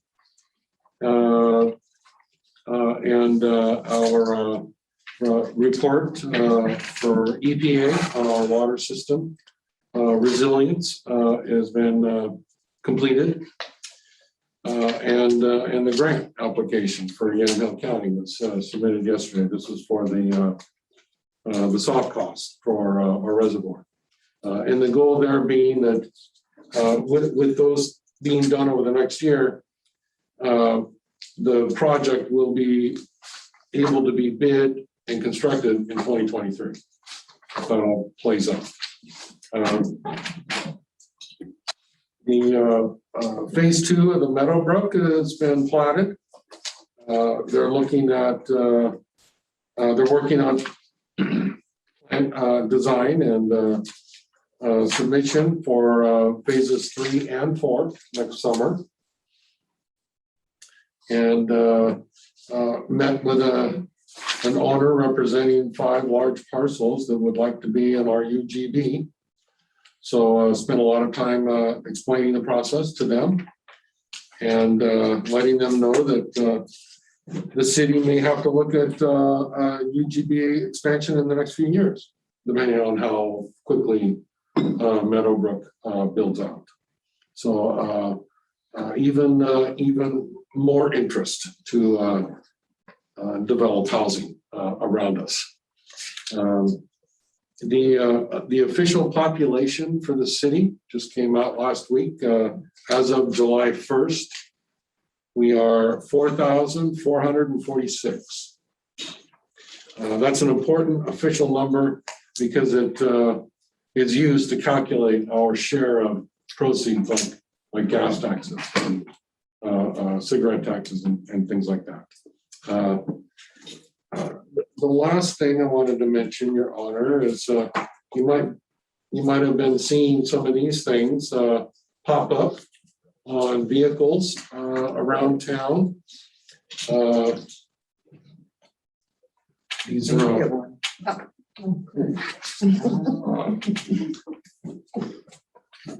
Lee and Christine, you see that? Can you see that very well? I can't read it, but it's a pretty green paper. I've seen some images on social media recently. I think I'm familiar. I heard about it before the image was taken down, so I think I know the premise behind it. Yeah, well, it's how we're coordinating with our officers and towing and again, there's a lot of initiative here by our code enforcement officers. That's really wonderful, but it's very complementary to what our deputies are doing. You know, we're doing all the legwork for them, just like we told you we were going to do, and take the burden off of them a little bit. They're really helping, trying to coordinate towing, and we're getting a lot of good results. So the collaboration's working well.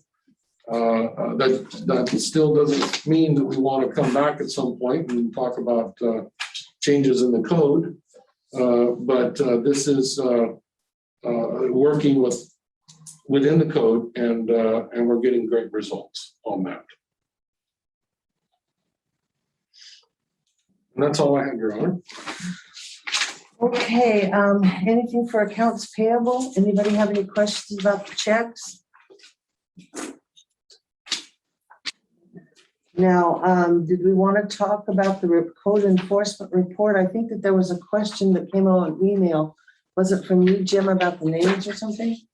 Kevin responded to that. That wasn't something I thought that I needed to bring up now. But Okay. Anybody have any questions about the report or any statements or anything they'd like to say? Are there still peacocks running loose? Okay, that totally caught my eye.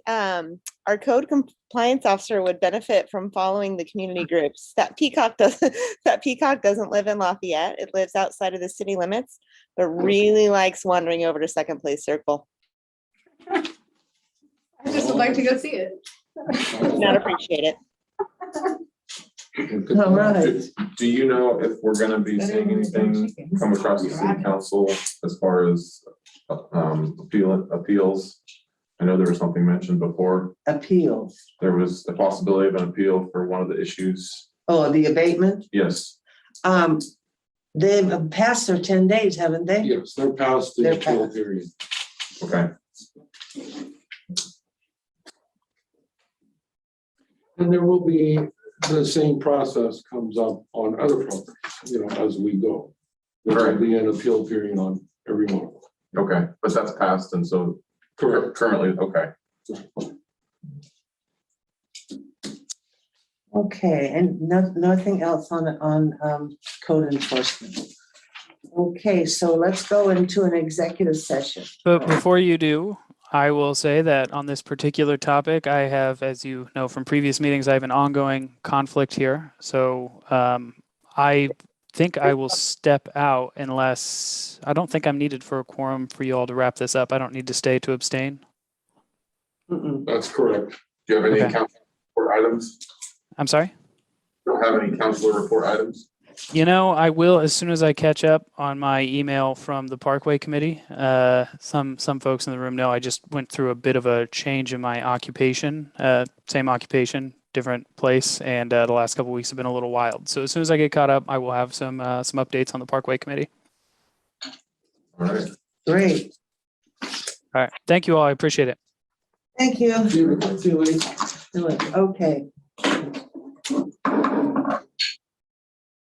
The Lafayette City Council will now meet in executive session under ORS 192.6602E to conduct deliberations with persons designated by the governing body to negotiate real property transaction.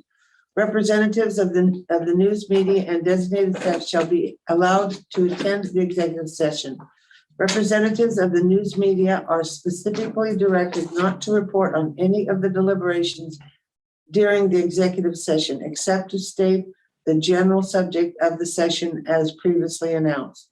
No decision may be made in executive session. All other members of the audience are asked to leave the room.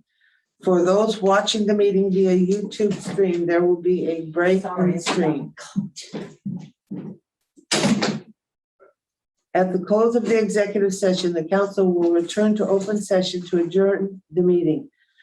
YouTube live stream will be they never works. We usually right now are going adjourn and get out of here. Yeah.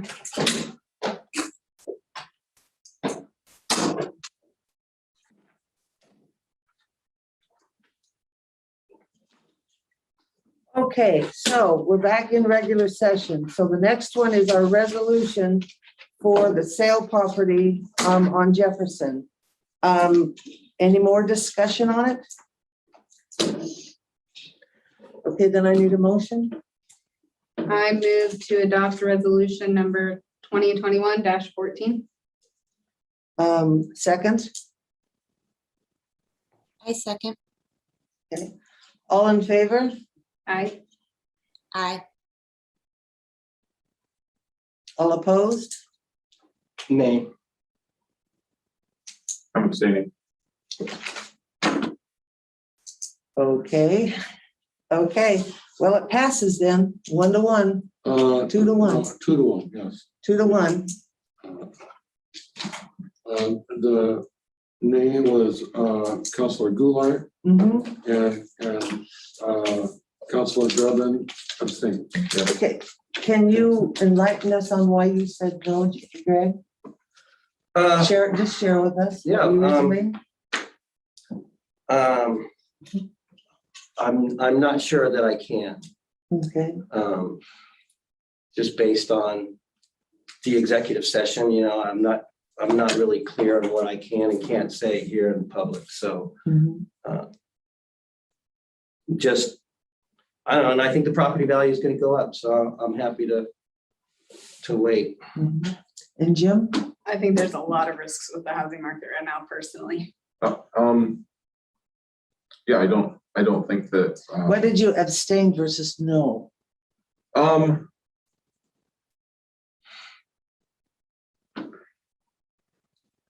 I don't think it's a bad offer, but I couldn't vote yes for it.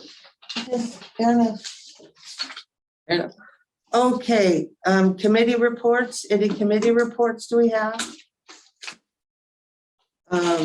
Is Lee gonna come back or is he going forever? No, and he Lee's said not- he had he's no gone. committee Okay, No. reports. Counselor reports, no? Okay. Mayor, I just have 2 or 3 things that I want to talk about a little bit. I met with Lauren Berg, who is the principal at Washer. And we're working on the Oregon Mayors Association does, and I think I've told you this before, I'm not sure. But Oregon Mayors Association does a contest every year. It's called If I Were Mayor. And you have a contest locally, and whoever wins locally goes into the state to be judged and then can win some nice prizes. So we're starting to work on next year. We tried to do it this year, but because of the fact that the students were just coming back into school and stuff like that, the teachers had a lot to do, couldn't think they could take on it. So we're starting to work on that for next year, for the 22-23 year. So anyway, I just wanted to let you know that that's on the way. We've kind of got an outline of what we need to do throughout the year, but we're going to sum it up and go from there. So in February of next year, I envision that we'll have the contestants' applications in the council room so that everybody can see it. And then I may call on a couple of you to judge, because we'll need to have somebody judge this. And it goes from, I think, 4th to 5th grade all the way up to 12th grade. So anyway, so that's what we're working on. We had some problems with the Wi-Fi at the community center. It didn't get installed when we wanted it to because they had to dredge too far. So they've bored under it and they've got it ready. And I guess now they just need to get our technician and their technician together to get it started. So that should be going on in the next couple of months. Okay, a couple of weeks, actually. Another thing that I wanted to talk about is how we answer emails. If we get an email that goes to the mayor and all of the council, what should we do with it? Who should have From a it? citizen, you mean? Mhm. Citizen, or yeah, a citizen. I can give feedback on what I do, if that helps. I used to reply all, but a couple of years ago, it seemed that caused confusion in that some counselors thought because, I was replying that maybe they shouldn't be replying. So I stopped hitting reply all and started replying just to the person that sends it. Depending on the content, sometimes I'll CC the mayor also if it's something that needs to be, if it's a complaint or something or an issue that needs to be on their radar, in which case I'll CC, if it's a code compliance thing, I'll CC Preston on it. Or Mayor Sproul.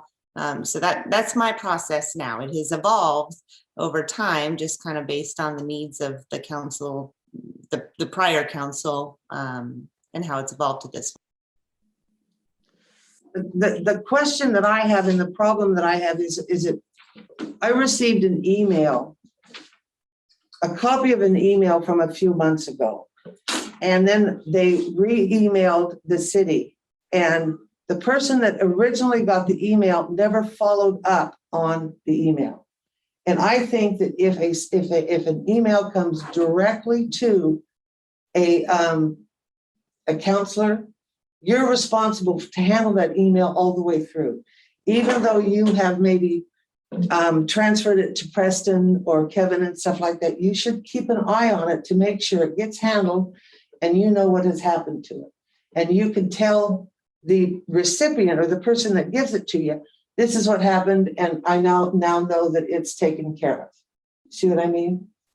To be fair, once when I had that, I connected with Kevin and the person, and they both continued to hit reply all. So I saw that it was handled all the way through. So I never sent a final email because Kevin took care of it, and the person's like, "Oh, great, thanks, Kevin." Well, if that's your decision to do that, that's fine, but at least you're watching it all the way through to make sure it gets handled. Yeah.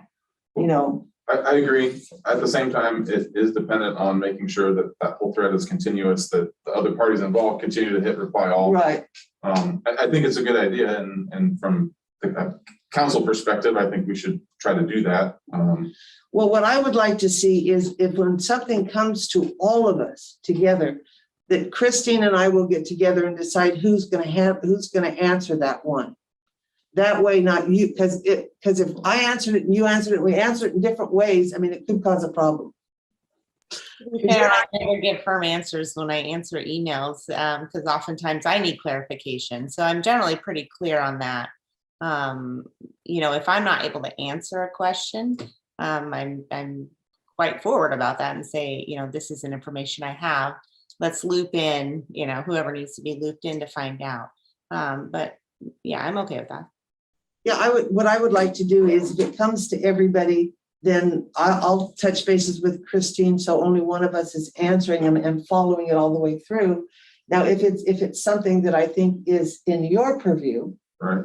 or Greg's purview, or Kayla's, you know, I'm gonna talk to you about answering it. I think that's great, as long as it's not, Directed at one of us. hey, this person's gonna, you know, take it all the way through without checking. No, I'm not gonna answer anybody until I talk to you, I think that's a great idea. you know, and then once I talk to you and say, you know, do you want me to answer this? Do you want to follow this through, whatever? Then we can decide what to do so that only one person is handling it. Because I think it makes it makes us look very unorganized. When they send it to everybody and we've got 5 different people answering it 5 different ways. Well, I do have a concern with doing it that way, in that I'm very on top of my emails and I have a response time of 1 to 4 hours generally, unless they send it in the middle of the night. I'm not waiting for anyone else to circle back with me before I respond, ever. If a constituent sends me an email, they sent it to me and I'm responding to it. I don't care if they CC'd everyone else on it. I'm not asking you to take the ones that are sent directly to you, Christine. I'm talking about the ones that are sent to everybody. Oh, I know. But the thing is, a lot of times they're sent to all of us, and they're not necessarily ones that need follow-up or response. Or, you know, a response always. You should always be responding to an email to acknowledge you got it. But sometimes it's just feedback or praise.